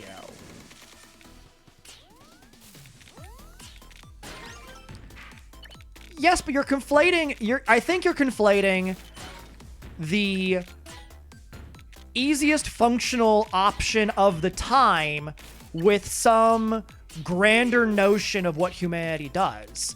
We used writing because it was the only way to send things in a way that was easily reprintable in terms of the printing press. It was eternal. You would never be able to forget what was written on a thing because it was written there.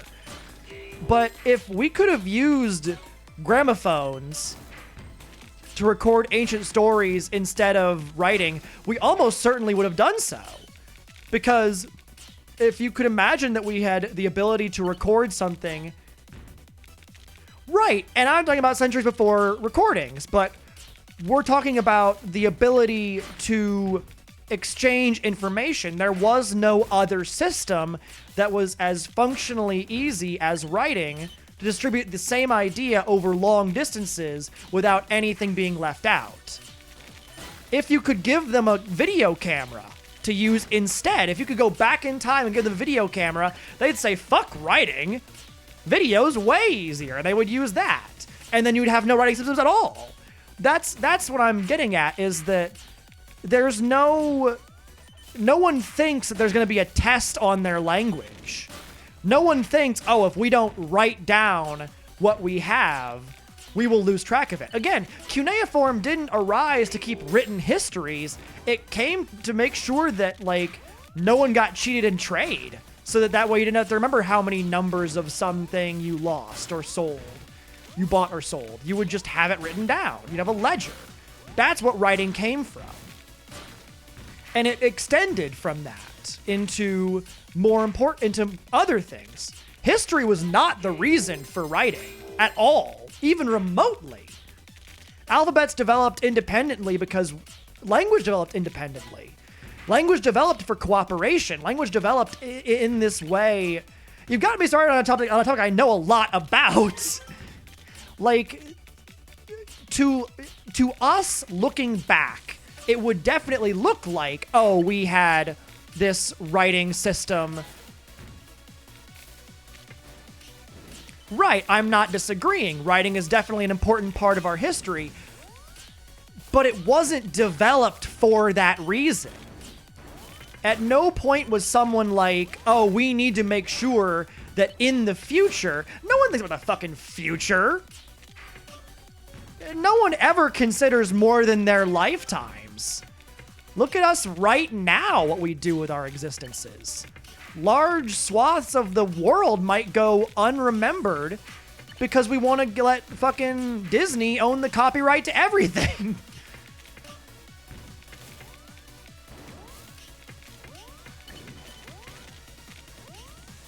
I can't read and also play the game at the same time. My point is, no one who developed a writing system, other than the guy who did so for the Cherokee, thought of it as, we need to preserve our way of life. We need to preserve our stories. We need to preserve these things. It was stuff like, we have this collection of vocal stories that if we continue to tell vocally, we're gonna fuck up, and they're from God, so we gotta make sure we don't fuck that shit up, or God will be mad. So the notion that, and furthermore, like, wouldn't English then not be valid? The Anglos and the Saxons didn't get together and say we should have our own writing system. The Romans gave it to them. Hence why we use the Roman alphabet for our language. Same with Spanish and everything else. Like, that's the problem I have with this, is that, like, if you were to say only languages that developed their own independent writing system can be preserved, we can't preserve English anymore. We can't preserve Spanish or anything past Sermo Vulgaris, which is what those languages come from. It's ascribing to people who did not feel like, maybe somebody was like, hey, we should preserve our history, but often when they preserved their history, they did so with images. Like, if you look back at our actual notion of what we attempted to preserve, when we look at what you're referring to, the idea of human beings saying, I want to make sure we can remember this thing that happened, the depictions that they make are artistic. They don't go for writing first. It's more effective, sure, but images are what we really see the world in. And that, to me, is like, that's where cave art comes from. That's where kanji comes from. In fact, kanji is just a simplified version of drawings of stuff that was considered important at the time. The point of a captain's log is to report back to Starfleet what happened. But, okay. I understand where you're trying to go with this, but you're trying to ascribe to people you're trying to tell me that because people didn't independently across the entire globe think of something as unnecessary to life as writing, that they focus on other things instead and were content with oral history, that they don't deserve to have any of their history preserved, any of their ideas preserved, any of their culture preserved, that they didn't value it enough themselves, which we can't prove. That's a moral judgment on someone we cannot speak to morally. The point of a captain's log, yes, in Star Trek, is to tell stories and to convey the ideas of what happens and to keep a record of what goes on. And so that way they can access it later on and note what all happened and get back to it and, oh, this happened on this day. What happened then? Okay, that's how we handled that. But the idea that they would have independently thought, oh my God, actually, fuck that. Let me note real quick that captain's log in Star Trek are exclusively fucking spoken. They're spoken and dictated, and then they're written as a result of that. If they don't actually, none of the captains actually write captain's logs. They all record their spoken word aloud. You could be a captain of a starship and possibly be illiterate. And that's valid.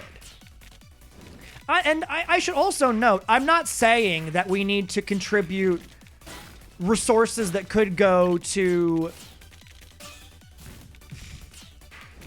You're unfollowing? Well, if you're unfollowing for this, then I'm sorry. But I'm not going to back down on this. The fact of the matter, in my opinion...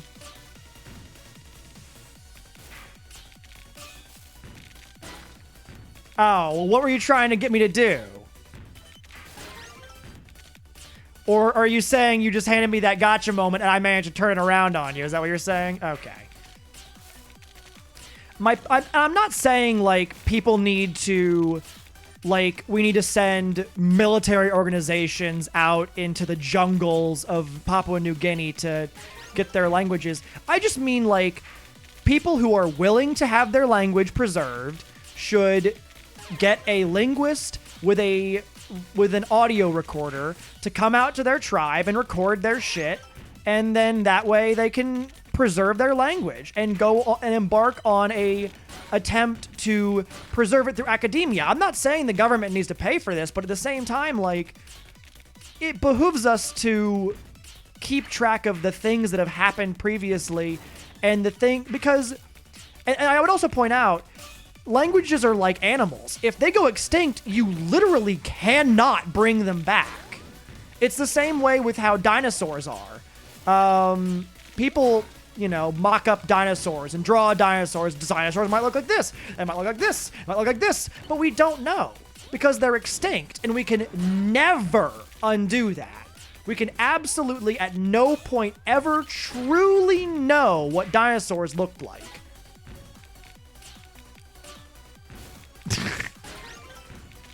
But that's what I mean. Yes, you're correct. You're reinforcing what I'm saying, though, because you're right. Languages are, in effect of their ability to survive on their own, far worse than dinosaurs. Once they're gone, you can't even begin to piece back together what they might have sounded like. The Rosetta Stone is necessary to understanding hieroglyphics, not because hieroglyphics are so ahead of their time or whatever that they're so brilliant, but because unless you have a language to translate into that you can actually translate into, they're essentially functionally useless. Hieroglyphics were thought of as being just pictographs until the Rosetta Stone, as far as I'm aware, allowed people to be like, oh, it's a fucking alphabet. And it literally is. Hieroglyphics are are pictures that evoke an image but then lead to a reference to an alphabetical sound. Oh, I'm dead. Exactly. You can't even prove they existed. And, for linguists, people who care about these sorts of... It's imagine a world where we had to try and figure out what life was like millions of years ago in the Precambrian era or anything, and we didn't have any fossil evidence.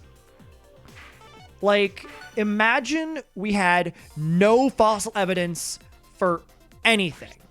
We wouldn't be able to know that there were dinosaurs. We would have an entire history of our planet that was of ourselves, of our DNA, that was totally beyond our comprehension because we just wouldn't have anything to reference it to.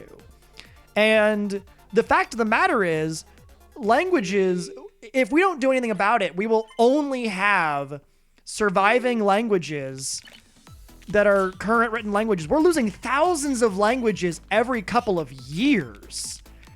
And once they're gone, there's no getting them back. And that's just important to me. It's like, we don't need to sponsor it instead of homeless people getting homes or sick people getting health care. It doesn't need to be an extreme expense. I'm talking about fucking send a linguist, and linguists already exist. Send a linguist with a fucking MacBook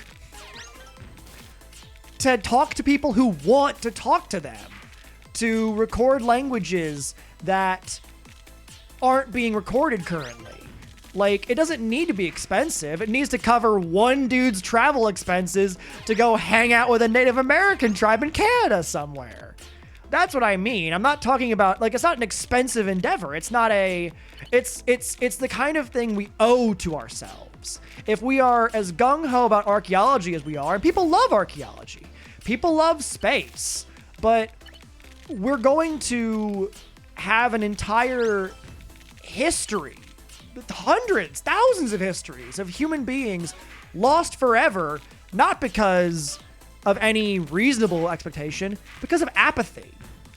Because people will say, well, they didn't write, so they didn't come to invent writing on their own, which is, I think, a really weird bar for, like, determining things. I can't help you with the calzone. But my point is, like, to ascribe one's notion of who deserves to have their language preserved based on whether thousands of years ago some guy was like, maybe we should write this stuff down, or nah, you know what, we don't need to, like, with the assumption that they know what writing is and decide willfully not to engage in it. It's just not valid. It's just not how things work. I think if anybody who was Native American had thought to, if it had occurred to them, like, we should write our stories down, we should find some way to utilize symbols on semi-permanent items to be able to ensure that our stories are not lost, I'm sure that if they knew they were going to go through plagues and wars and conflicts with settlers, they would have definitely written it down, but they didn't know. No one knows. No one ever knows that kind of thing. Anne Frank was German. Like, what are you getting at? And she didn't write her story down, furthermore. She wrote in a fucking diary. It was a private journal that was published for profit afterwards. Anne Frank didn't think to herself, this story is so important that it needs to be preserved for years. She thought, God, it fucking blows to have to hide in an attic all the time. I want to find something to do to pass the time. I know, I'll write a diary. And then somebody else published it for money and got a lot of fucking cash out of it. And that's shitty. Also, I would tend to agree with you if Anne Frank had lived at the time of fucking Gilgamesh. You know what I mean? That's what I mean. Like, sure, Anne Frank wrote her story down, but she was already literate. She didn't have to invent a system of writing from scratch to encompass the phonology of her language with the intent to preserve her own story. She already knew how to do it, and she was like, oh, well, we should go ahead and do that. Writing isn't intrinsic to the human experience. We don't naturally come out of the womb thinking to ourselves like, ah, yes, shall I compare thee to a midsummer's day? And even then, like, writing is one of those things that can't even necessarily be permanent. Like, I would dare you to go find Shakespeare in the original spelling and tell me what that shit says. It would take me days to decipher actual Shakespeare in his actual spelling from the time. Shakespeare spelled things completely different from how we did. But is what, though? I don't know what you mean by it, but is it, though? I've missed whenever people reference things and come back to it.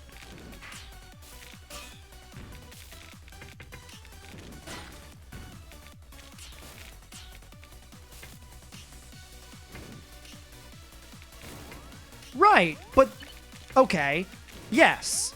I was wondering if we were gonna get around to this. Yes, each of these ideas does come up, but the difference is, and language occurs naturally to almost every human. Additionally, and you are correct that there are plenty of almost every nation has a spoken language, but not necessarily a written one.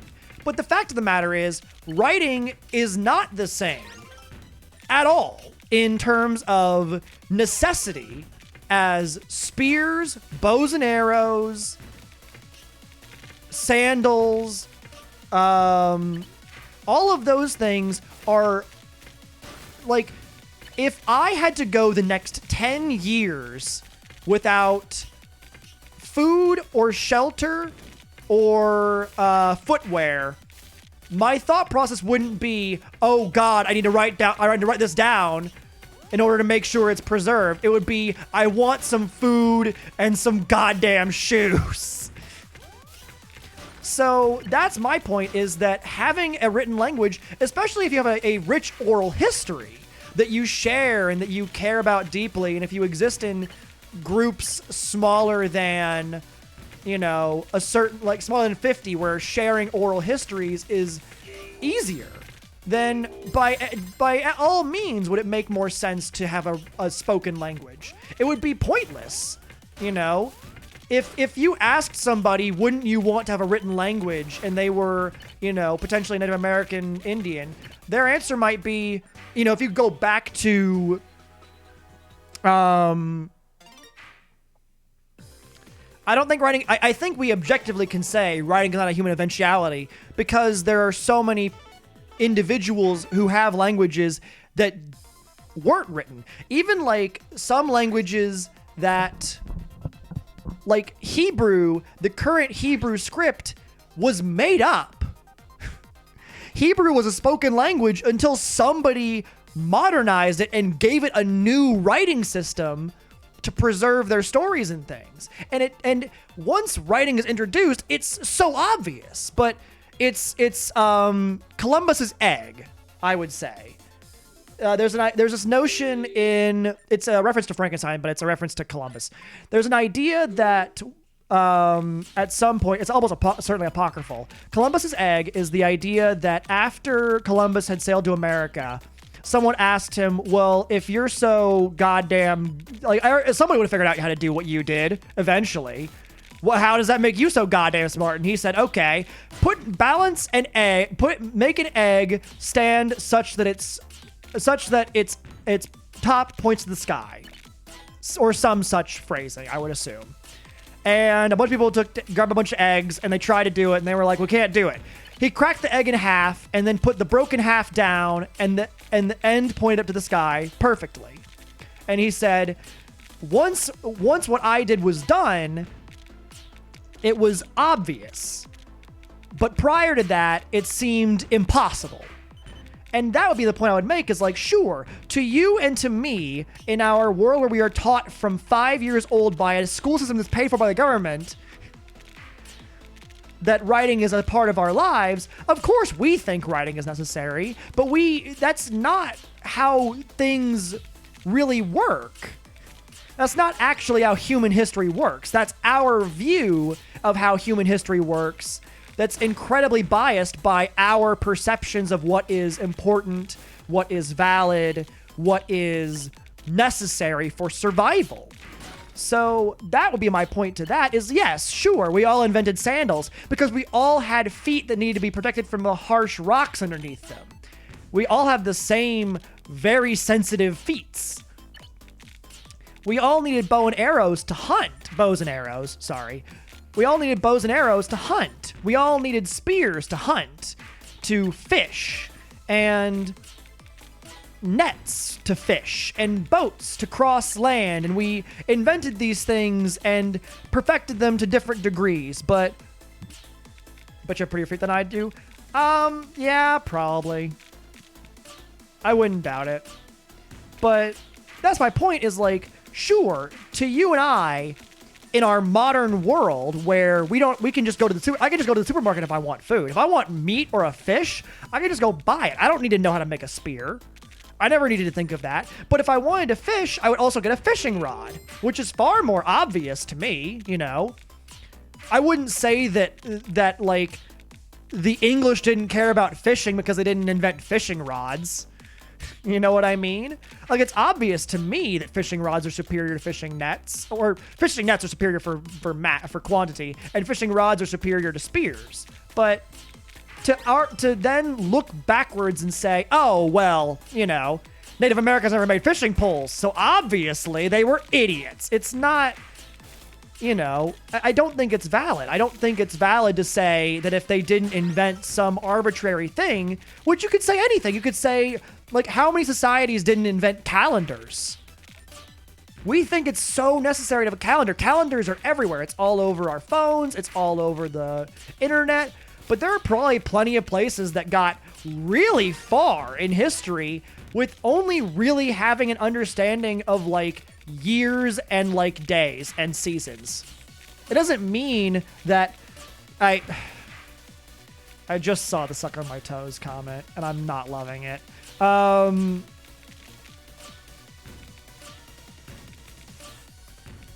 I've seen suckable toes. I don't know. Maybe mine are fine.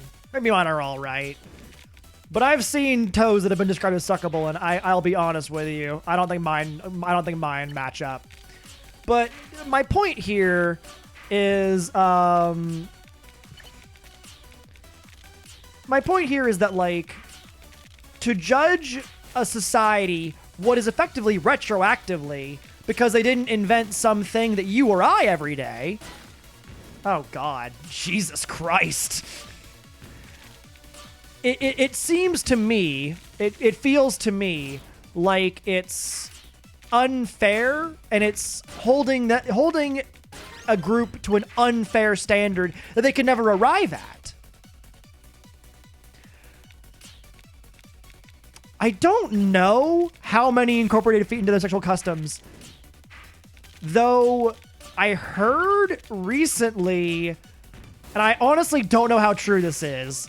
I heard recently, or I read recently on Tumblr, so that might tell you how true it is, that apparently slang in either Aramaic or Hebrew or in the times of Christ, one of those, but that feet could be used as slang for one's genitals, particularly the male genitals.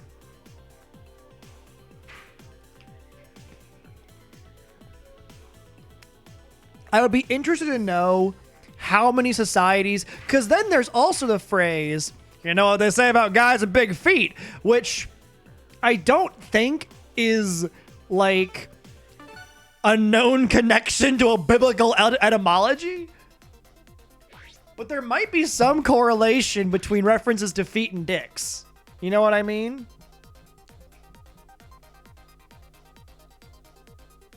Big socks, dry socks. Those are the answer.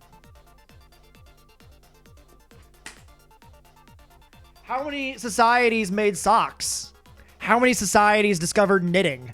Are they not worthy of... That's what I'm getting at with the comment of, like, knitting and socks and all that, is just like, writing is not a necessarily important day-to-day activity. It is to us now, but so are computers. Those isn't that we didn't... Only one civilization in the world invented computers. Ones with sheep or alpacas? Right. But if you had a society where you had, like, really soft, like, leather, for example. So, like, let's imagine that, well, let's just reference fucking Native Americans. Native Americans, I don't think, had a lot of socks because they had moccasins that were soft leather, that were comfy on the feet. And, oh, my God, I could go for a pair of moccasins to be on my feet right now. You know what I'm saying? It's a different cultural thing. And I should also point out that, like, writing develops in very different ways for very different groups.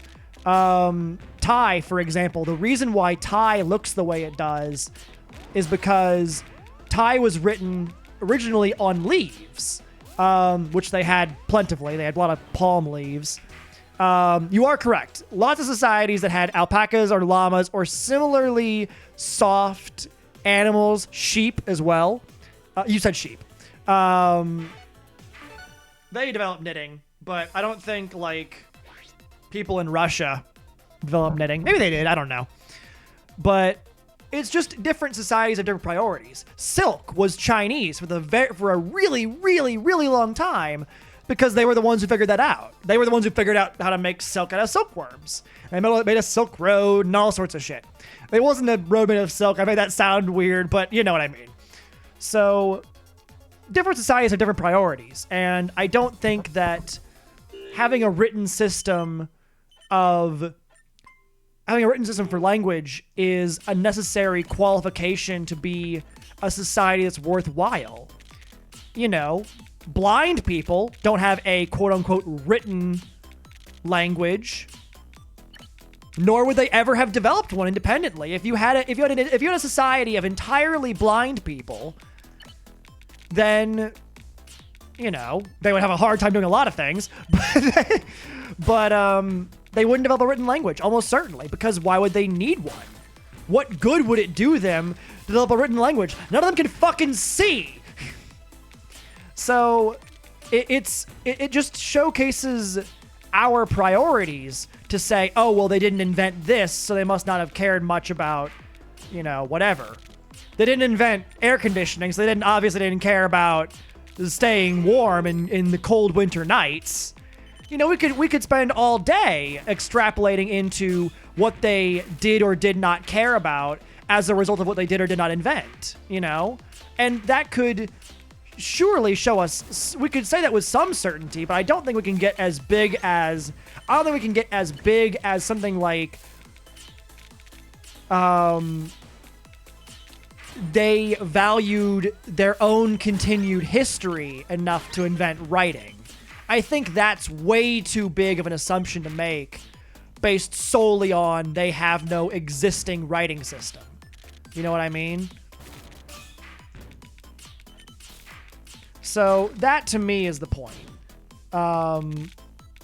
Even though it would see it, and I'm not saying that the idea of, oh, well, they obviously didn't, care about the continued history or whatever because they didn't develop a writing system, but it seems obvious, but at the same time, it assumes that they would have independently thought of writing, which is obviously the case. Like, obviously, by the very merit of how different, like, I would point out as well that, like, you bring up sandals and bows and arrows and spears, but I'd also point out that, like, yes, those are almost, if you gave a bow and arrow made by a Japanese samurai to a Native American Indian or to an English longbowman, all of whom are from very different times, then they would all have the same, they would all be able to use it. It would be intercommunicable in terms of use,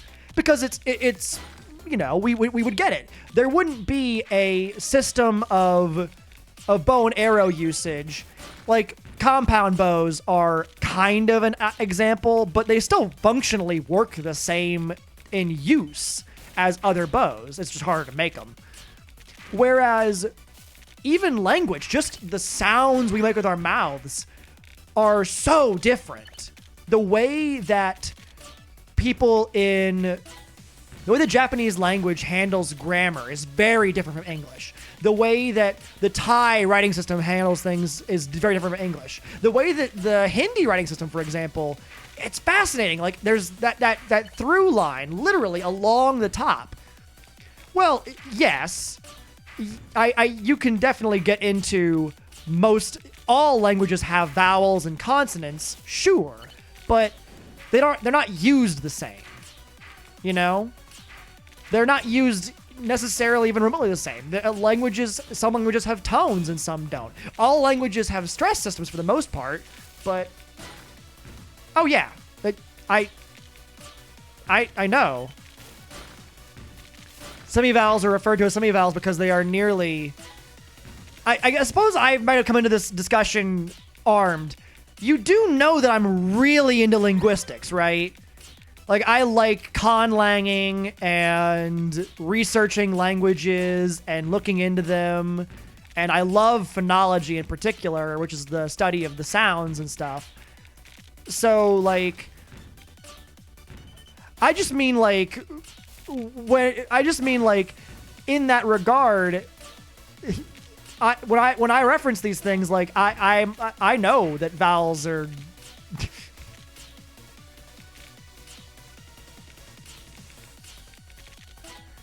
I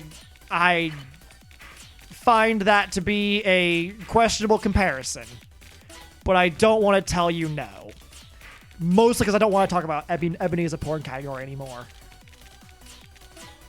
But my point is that, like, yeah, but there's some sounds that only exist in certain geographic areas. Like, Vietnamese, for example, has an implosive bilabial, a voiced bilabial implosive, ba, which is not in English. We would not, if you gave an English person that sound, we would say ba over and over again, not knowing it's ba, where you have to kind of suck your lips in a little bit.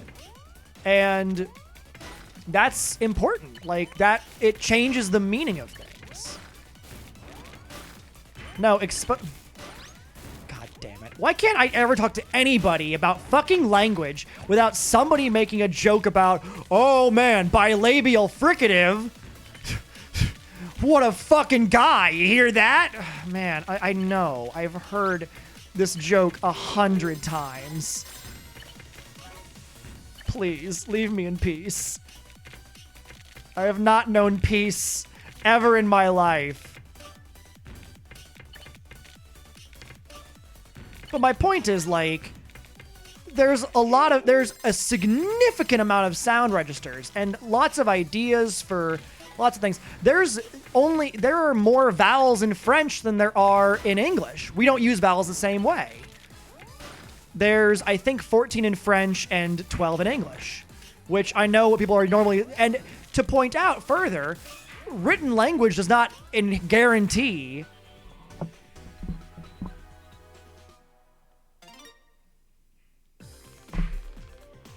the written language does not guarantee the price isn't labeled, it must be free. Jokes that expire 101 times. I don't know. I've only ever heard it as like jokes that get old or whatever.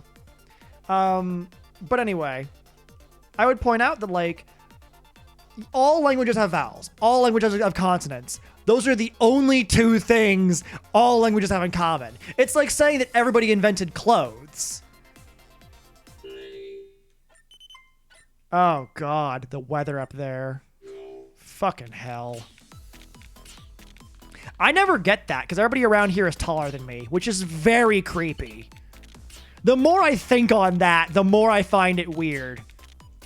Like, everybody here is taller than I am, except for children. And it's like, it's definitely, and I know people would be like, that can't be possible. You're 6 feet tall. Your head's in the clouds, that's why. Damn. But, yeah, no one ever asks me that. I always, no one ever asks me anything. I put up a very big, like, don't talk to me vibe when I'm out in public.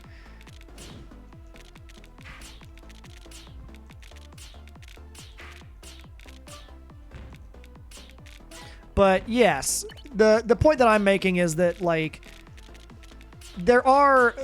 if you break anything down to its basest components, then sure, there are some places that then all things have been done everywhere.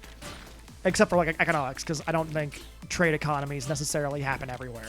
But, at the same time, like, language is one of those things where if I tried to learn Thai, I would have a hard time doing it. If I tried to learn German, I wouldn't. And that means that not all language is created equal. It's not all the same. And so the idea that, like, written languages would come to languages that deserve it or societies that value it really doesn't hold water to me. Talk about your religion, your growth to atheism. Oh, you just said atheism. I was like, that's a lot long. I looked, I was like, what word is this that is here for atheism?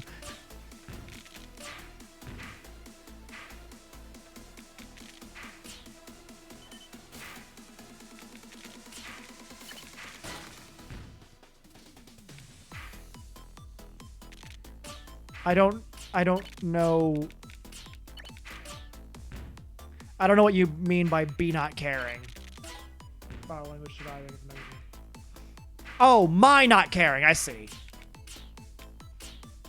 You're scared of seeing a therapist? Oh, sorry. I'm reading these in reverse order because that's how I'm having to do it while I'm playing Tetris. I do think, I don't know. I'm a big fucking idiot, so I'm obviously gonna be like, yeah, you should learn to love things. My argument to you would be, and this would be my comment to a lot of people in a similar boat, is like, it's absolutely fine if you don't believe that if you don't think it's worth your time to care about or attempt to preserve languages. But there's also the element of saying that, you know, for me, there's things I don't care about. Learning how to love things open you up. Yeah. That's a fair point. But yeah, I think that there's, you know, I think that even just being able to say, like, I personally don't have any concern for this particular thing. However, I know there are people who are passionate about that, and that's their prerogative. I don't care. They can do what they want with their lives. It's essentially taking the jump to what is conservatism in America, which is, I don't give a shit what people do as long as they don't bother me, which is not a great political viewpoint, but I can get on with that better than, I don't see the value of it, so no one should get to see the value of it. You know what I mean?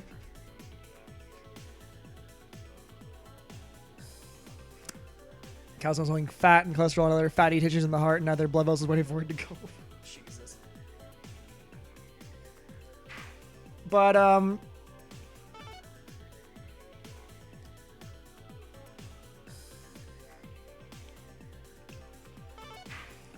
I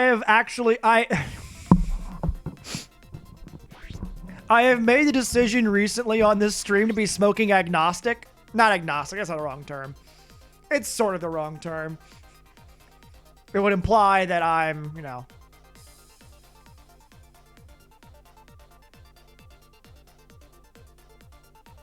Well, maybe I don't know.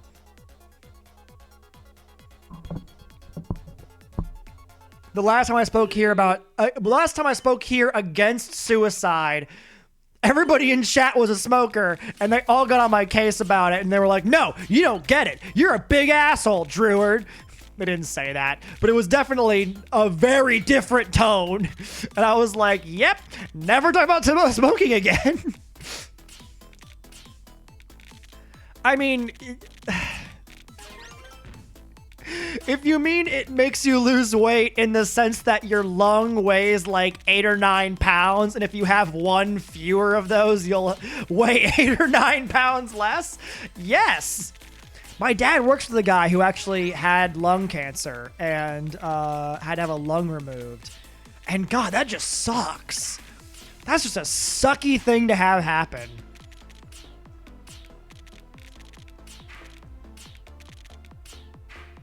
Well, yeah, the chemo too. But yes, I understand what you're saying.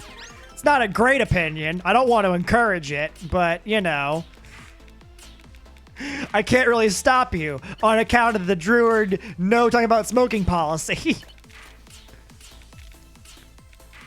I should just get like a card that's like pops up on screen and is just like, I have no opinions about the act of smoking. I am neither for nor against. I think smoking is bad for your health. However, if you choose to smoke, it is your own decision and you are your own person. Amen. You know what I mean?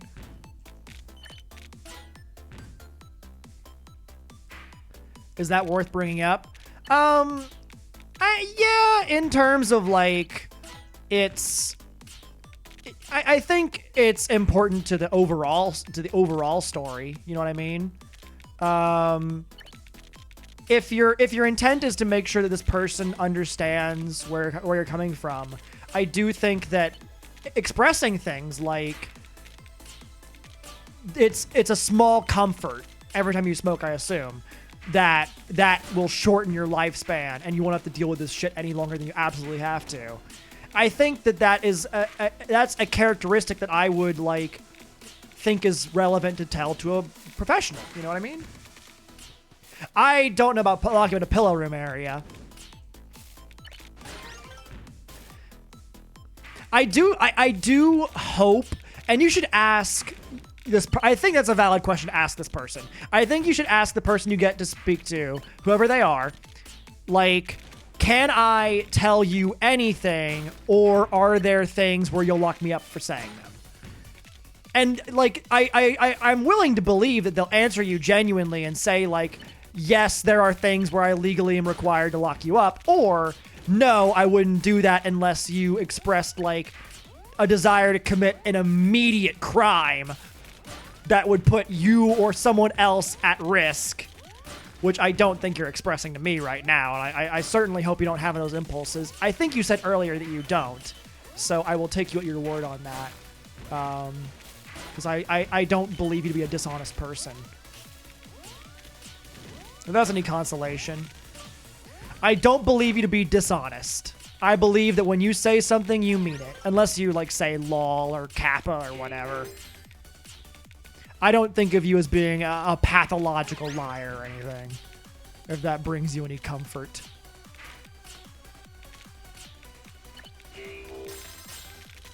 I don't think you just tell me things that make me feel better, too. Oh, man. People tell me things that make me feel better all the time, and I feel weird about it.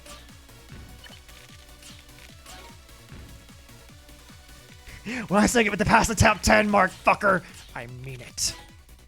It's true. It's true. You do mean it. I can hear it in the tone of your all caps.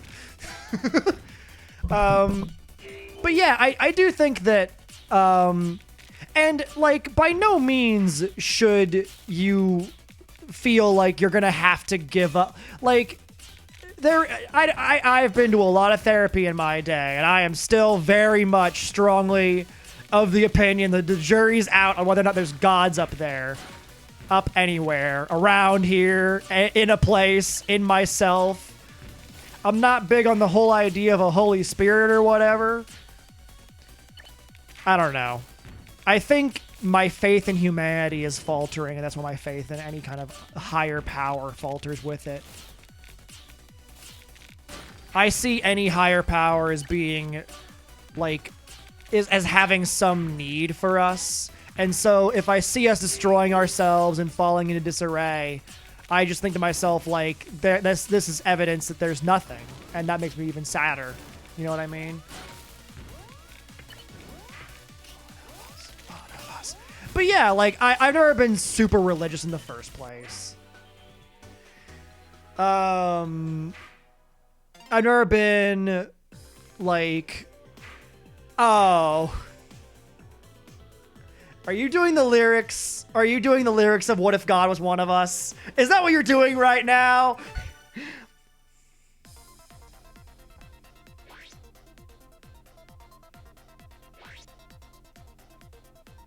You have to be truthful here. You're under oath in chat. God almighty. Can you imagine if I made that a fucking rule that you are under oath in chat and perjury is a bannable offense? Oh, that's awesome. That would be hilarious. Oh my god. That would be incredible. That would be the worst. Oh man. It would just be Walrus complimenting me constantly. Druid, I am under oath, so you know it's the truth. Heart you woo.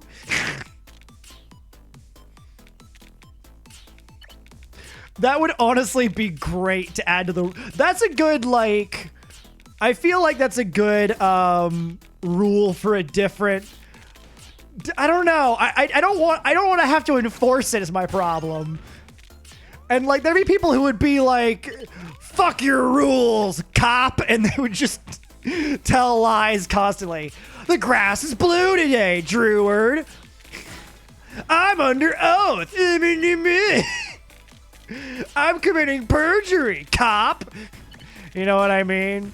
It'd be painful. But,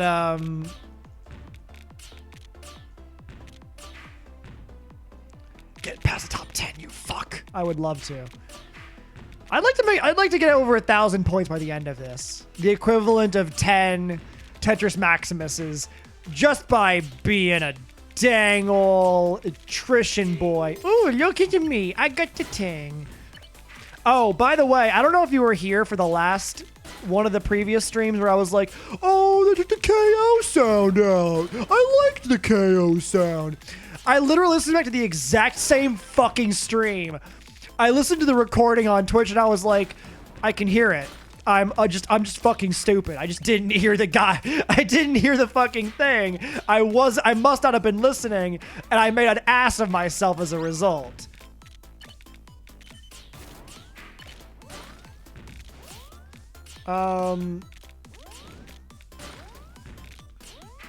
But yeah, I don't know. I do think that there is a place for a feeling of like we're hurtling on a rock through space and none of us or anything we ever do will have a permanent effect on things. I think there's a place for that in addition to a feeling of like, yeah, there's no reason to be there's no reason to be sad about that. Like it's not sad. It's just the truth, you know? The sky is blue. We're gonna die someday. We're all gonna die someday. And the heat death of the universe will wipe out any remains of ourselves. We can't change that. Let's have some cake. That's my feeling. You know what I mean? It's true. Written language will not survive the heat death of the universe. Neither will any audio recordings we make, nor will there be any statuary or world size like technology, nor any memory of ourselves. None of that shit's gonna make it to the heat death of the universe. None of it. And you know what? That's okay. Can't change it. And you know what's gonna happen? You know what's still gonna be here tomorrow? Mozzarella sticks for me to dip in ranch, available at your local Sonic. This is how you Sonic. That's the feeling, man. It's just like, yeah, I'm not going to have any impact. If I end up helping or changing the world in any meaningful way, it will be a fucking miracle. But you know what? That's fine. I'm not obligated to do a goddamn thing.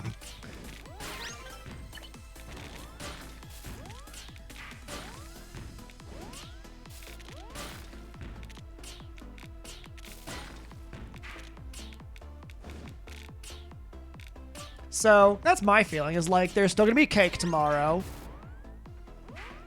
No, that's the wrong direction. I don't want to die faster. Look, I've made my peace with the fact that I'm gonna die at some point. For me, it's all about like, all right, I really want to make sure I don't do it soon. I would like to not die soon. That's my feeling. I want to grow old.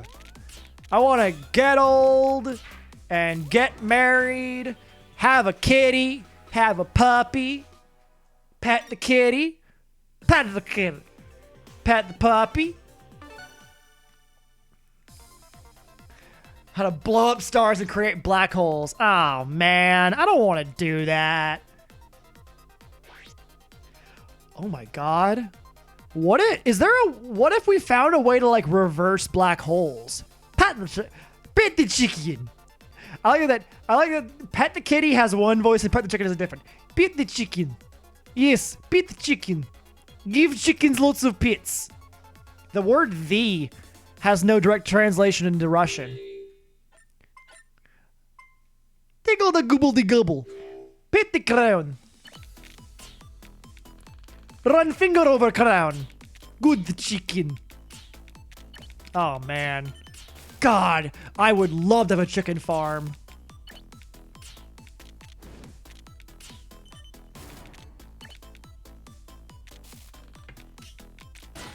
I don't think I have the ability to actually, like, functionally run a farm, like, financially. But, like, I would adore running a chicken farm.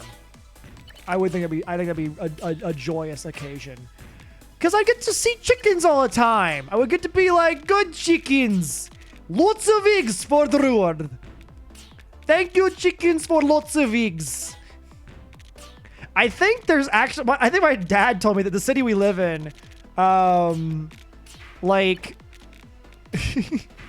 you could have chickens in your yard? And I was like, why? Why is that allowed? Oh, boy. Chicken hippie. Hippie chicken.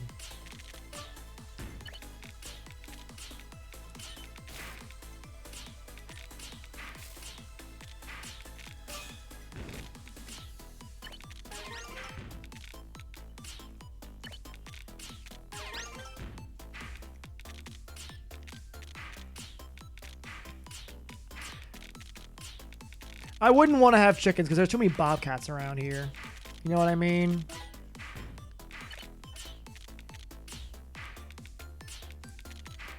They would break in and kill the chickens, and I'd be fucking sad. And then I would go on like a John Wick-esque murder revenge story. Roosters in one house, chickens in the other. Gotta make sure they don't inseminate the eggs. Because if they do that, you're gonna have a lot of little chickies. And chickies are cute. They're great. They're wonderful. But they can grow. That population could grow much faster than we all would like for it to. Oh, man.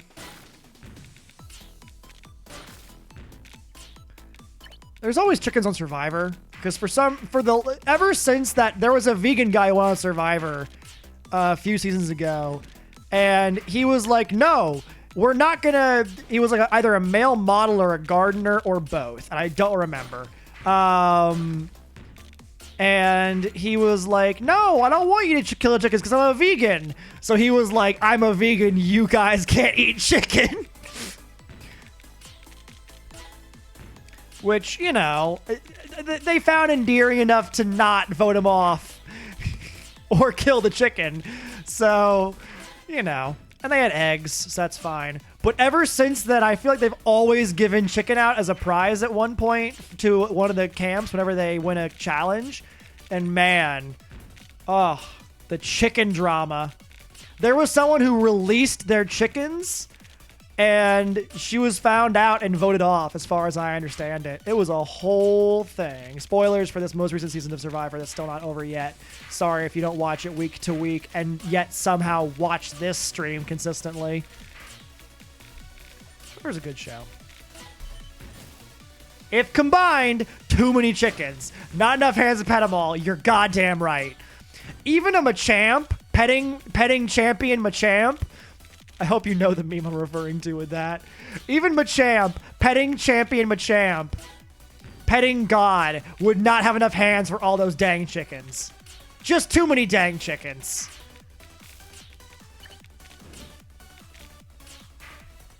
Oh, okay, sorry. If combined, too many chickens. Not enough hands to pet all. Too many chickens, not enough hands. Babushka only has so much time and so many hands. Not enough time or hands for chickens. Did I just roll an H? How did I do that? Not enough time or hands for chickens. And chickens deserve love. All chickens deserve love. Except for racist chicken. Racist chicken does not deserve love. There was an SNL joke where they had I think it was A.D. Bryant and Kate McKinnon come out as like sisters on Weekend Update, where they had like a meat basket that was like only animals that were like racist or committed tax evasion or shit like that. It was actually quite good.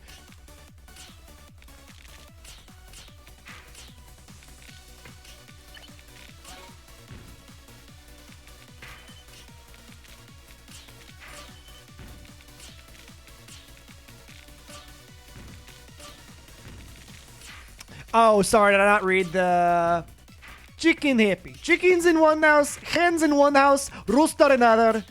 Keep chickens separated. Otherwise, too many chickens. Too many chickens. My Russian accent's gotten so much worse since I stopped bothering to ever try and learn Russian. It's just getting worse. It's getting progressively more and more inaccurate. I should relearn things through Duolingo so I can get better at Russian. I should just learn Russian and then read Anna Karenina in Russian because, God, that's what I really need.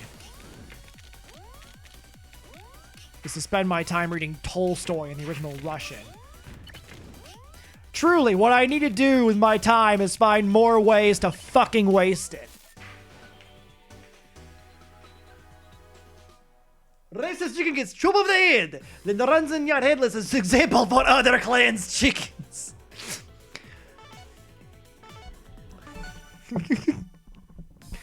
White feathered chickens seem to be most racist chickens. Is odd correlation.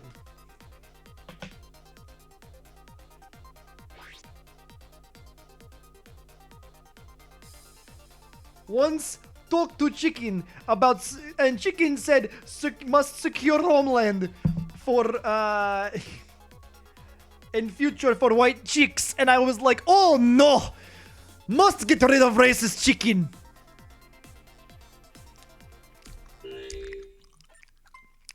Comrades, you must know, racist chicken beheaded.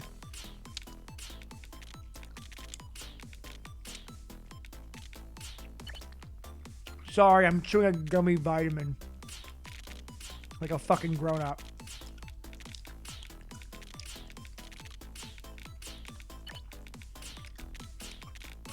This was not prescribed by a doctor, and I don't think it's helping. But you know what? I'm gonna keep taking it anyway.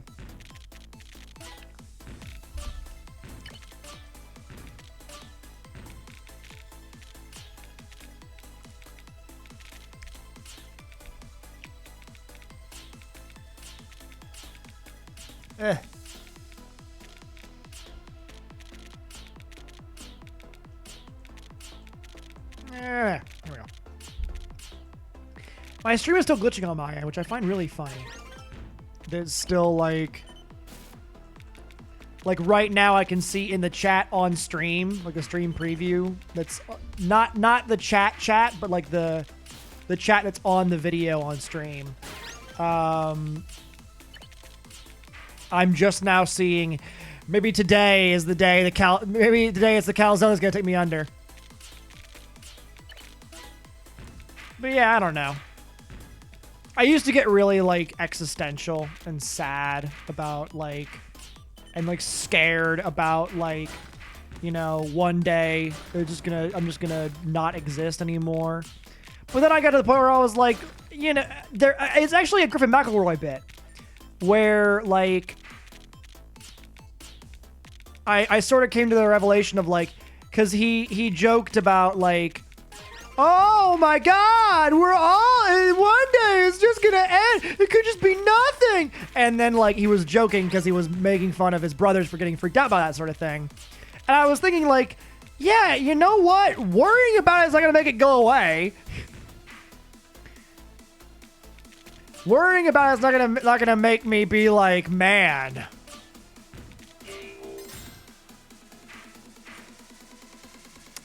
Well, I mean, yeah, I suppose. In the sense of, like, I don't know. I probably wouldn't have a very popular funeral either. I don't think anyone would invite you guys to my funeral, which is a travesty. I don't think anyone would fucking broadcast it on twitch.tv / Druid. Man, that would be fucking amazing. Even in death, I'm live on Twitch. Truly. I'm all about that fucking Twitch grind. You know what I'm saying? Play us beyond the grave. What's up, Twitch? It's your boy. Or rather, it was your boy. I'm in the great beyond now, probably. Maybe not. Don't want to think too hard about that one. I'm a shareholder. I want an invite. Shareholders. Ain't no goddamn shareholders around here. That's one thing. I don't want ever for anyone to be like, well, I have a financial stake in you, so you will do what I say, ape. I'm like, nah. My own fucking person. And you can lick penises if you're into that. And especially if the other person that you're interacting with is licking, whose penis you're licking. I hope he's into it. Or she. There's lady dicks now. It's a whole thing.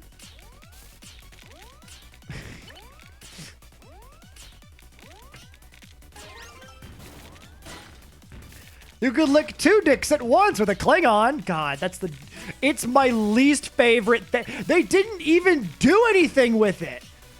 Like, the only thing they did with it was make a koi. Doesn't someone have the wrong number of organs for you? Which I was like, if I had not, whenever I first heard the line, doesn't he not have enough organs for you?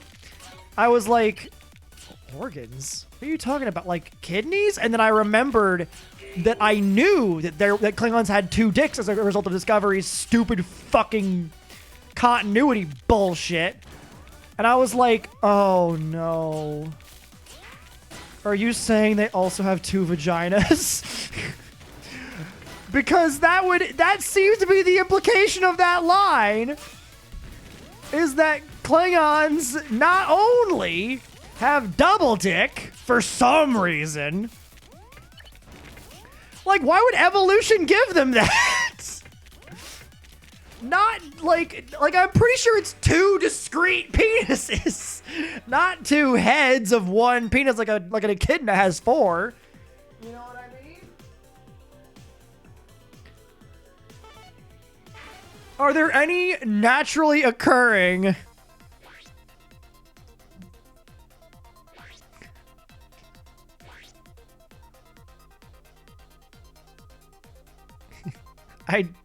I don't want to read this one.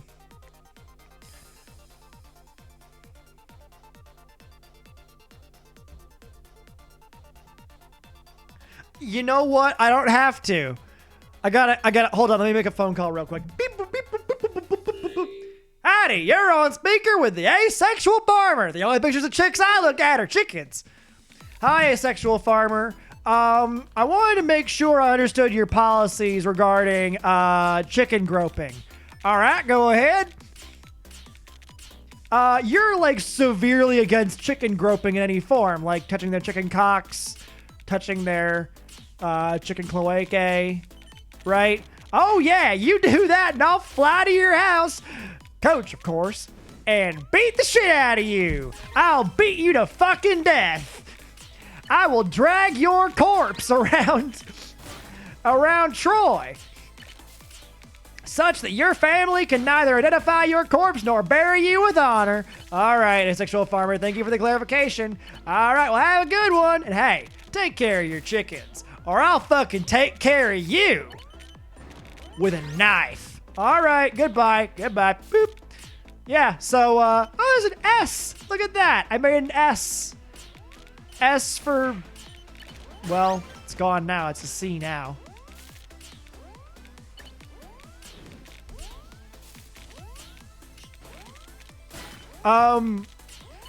For those not in the know, if you... Oh, yeah, I read it in my head. So for those who don't know, there's a clip I made on a previous Tetris stream called Asexual Farmer, and or maybe even just this is the worst character. One of the two. Where I create the worst character of all time, who is an asexual farmer who only looks at the only pictures of chicks he looks at are chickens, and he violently threatens death to anybody who mistreats their chickens. And I did this for 10 minutes.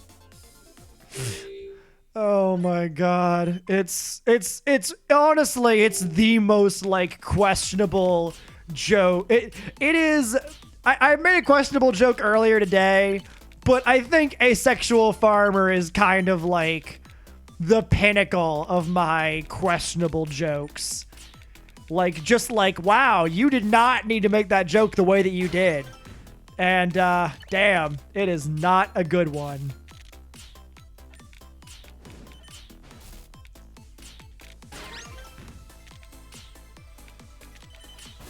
I kind of want to break 1,000 by the end of the night. And I kind of want to stream more of this tomorrow.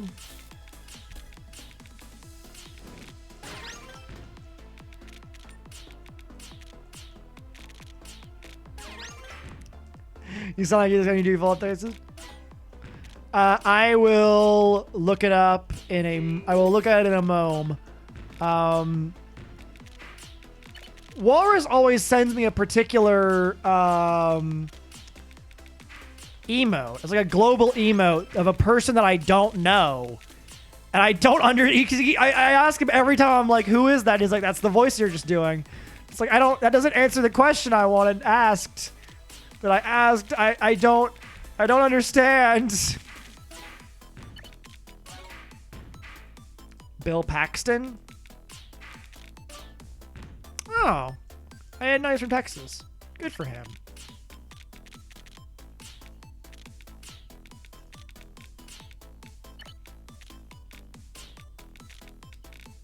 Oh. Fuck with the cat and the goot and the bitty boot. What a busy, productive day.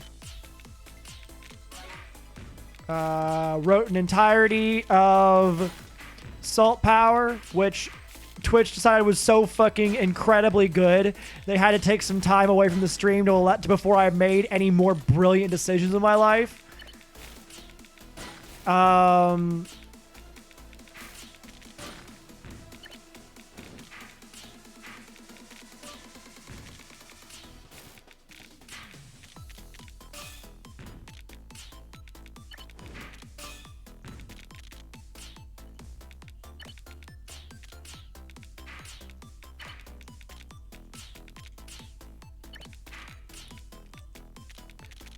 We had a long discussion about written language.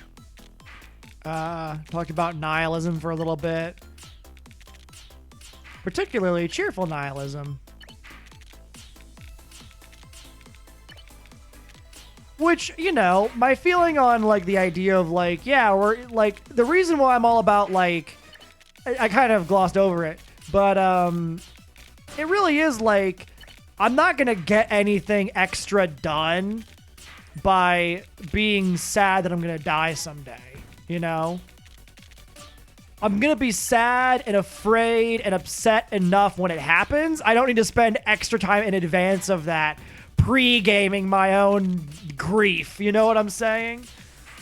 That to me is the point, is like, it's not gonna help me, it's not gonna do anything for me. I won't somehow, through sheer force of will, gain years on my life. You know what I mean? I'm still gonna die pretty much at the same time. Like, if you have this two universes where the only difference is that in one, I was like, man, I'm gonna die someday and I'm real upset about you, woo. And another where I didn't, where in the same space of time, I was like, why does no one put apple on pie, on pizza? Why does no one put apple on pizza? Like, what's wrong with some apples on a pizza? If those two things were what the options were in this multiverse, then the only difference between the two of them would be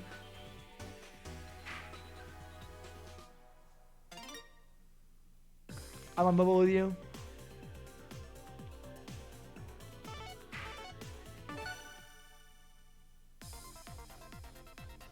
But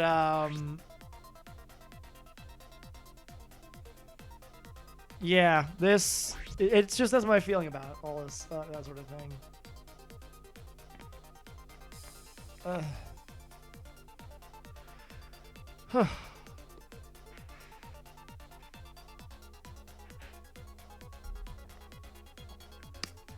You know what I want? For Sonic to be open past midnight. I want Sonic to be open past midnight so I can get off the stream and say to myself, like, hey, I would like a milkshake and some mozzarella sticks and the Coca-Cola. I have ranch at home, thank you. And here's a tip for you, car hop person. Have a good night. Ooh, woo.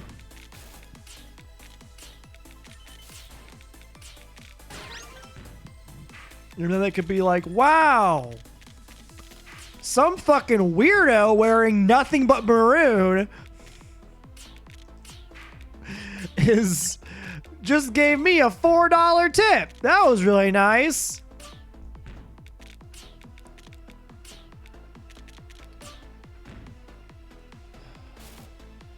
I'm gonna be honest. I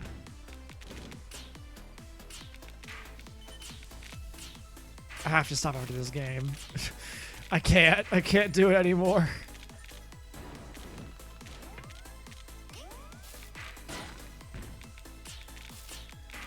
My eyes are just like about to give out. My hands are faltering. I don't think I'm long for this world of Tetris. I'll be back with more of this tomorrow. And then probably like a bunch of different shit from then on out. No idea what, but it'll be something.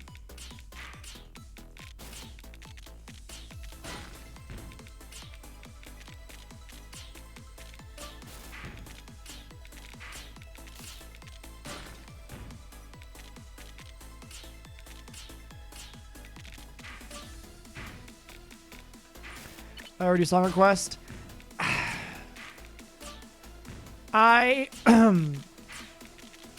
The people who have been here for a really long time, like Walrus and Drama and Doc and others, whenever I've mentioned song request, because people will come into chat and be like, song request, and then we'll ask for something, and I'm like, should I get a song request? And then almost everyone will be like, no, unanimously. So my understanding is that they're not normally a very well appreciated thing. I don't know if it would suit my style situation. I don't know. I never thought of music as being a necessary part of this stream. I know Walrus always has lo-fi hip-hop beats going to the background, but I've never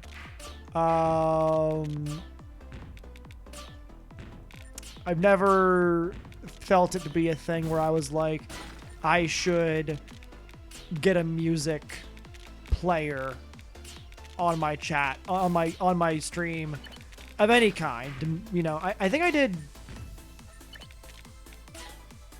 I think it was Pokemon Silver grinding and listened to like a song, an album, Power Wolf, I think it was.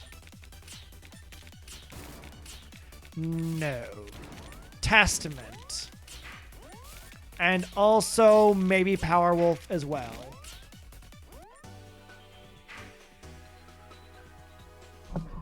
All right, I'm done. I've bested my boy Daniel! That's a fucking twist right there. Man.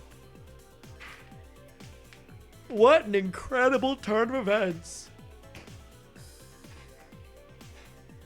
No!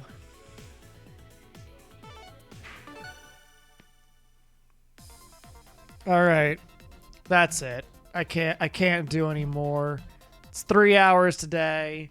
It's 4.5 yesterday. It's 2 in the morning here. Like, oh, it's 3 hours today plus I started at fucking like 9.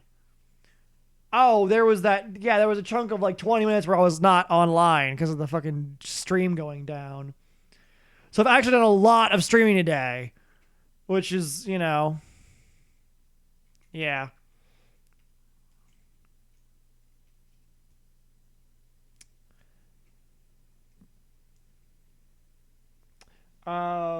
I did the Salt Power, and that was like its own stream essentially.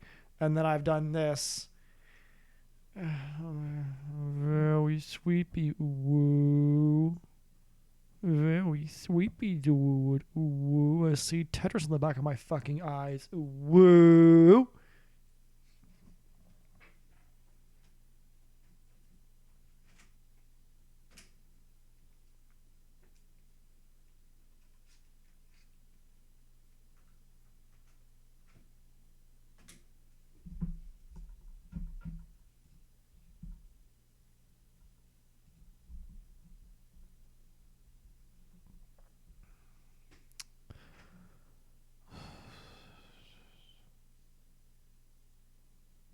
I'm not even going to ASMR while I sleep. I don't want you to talk to me.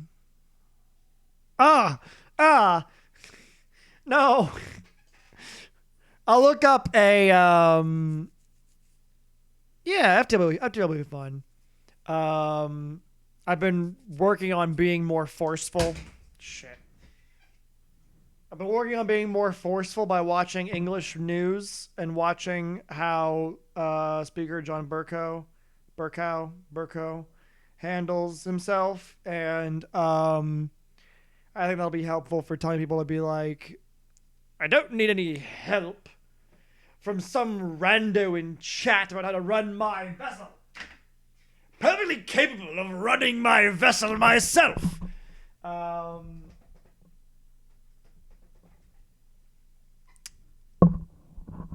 yeah, I would not very much want to have. One of the first ASMR videos I watched was a girl whispering, and then she like took a Q-tip and scraped it on the microphone, and I was like, ah, ow, no, stop. I dedicate my vision for Babushka and the chickens. The chickens. All right. Well, have a good night, everybody. I'll be back tomorrow with more Tetris. And then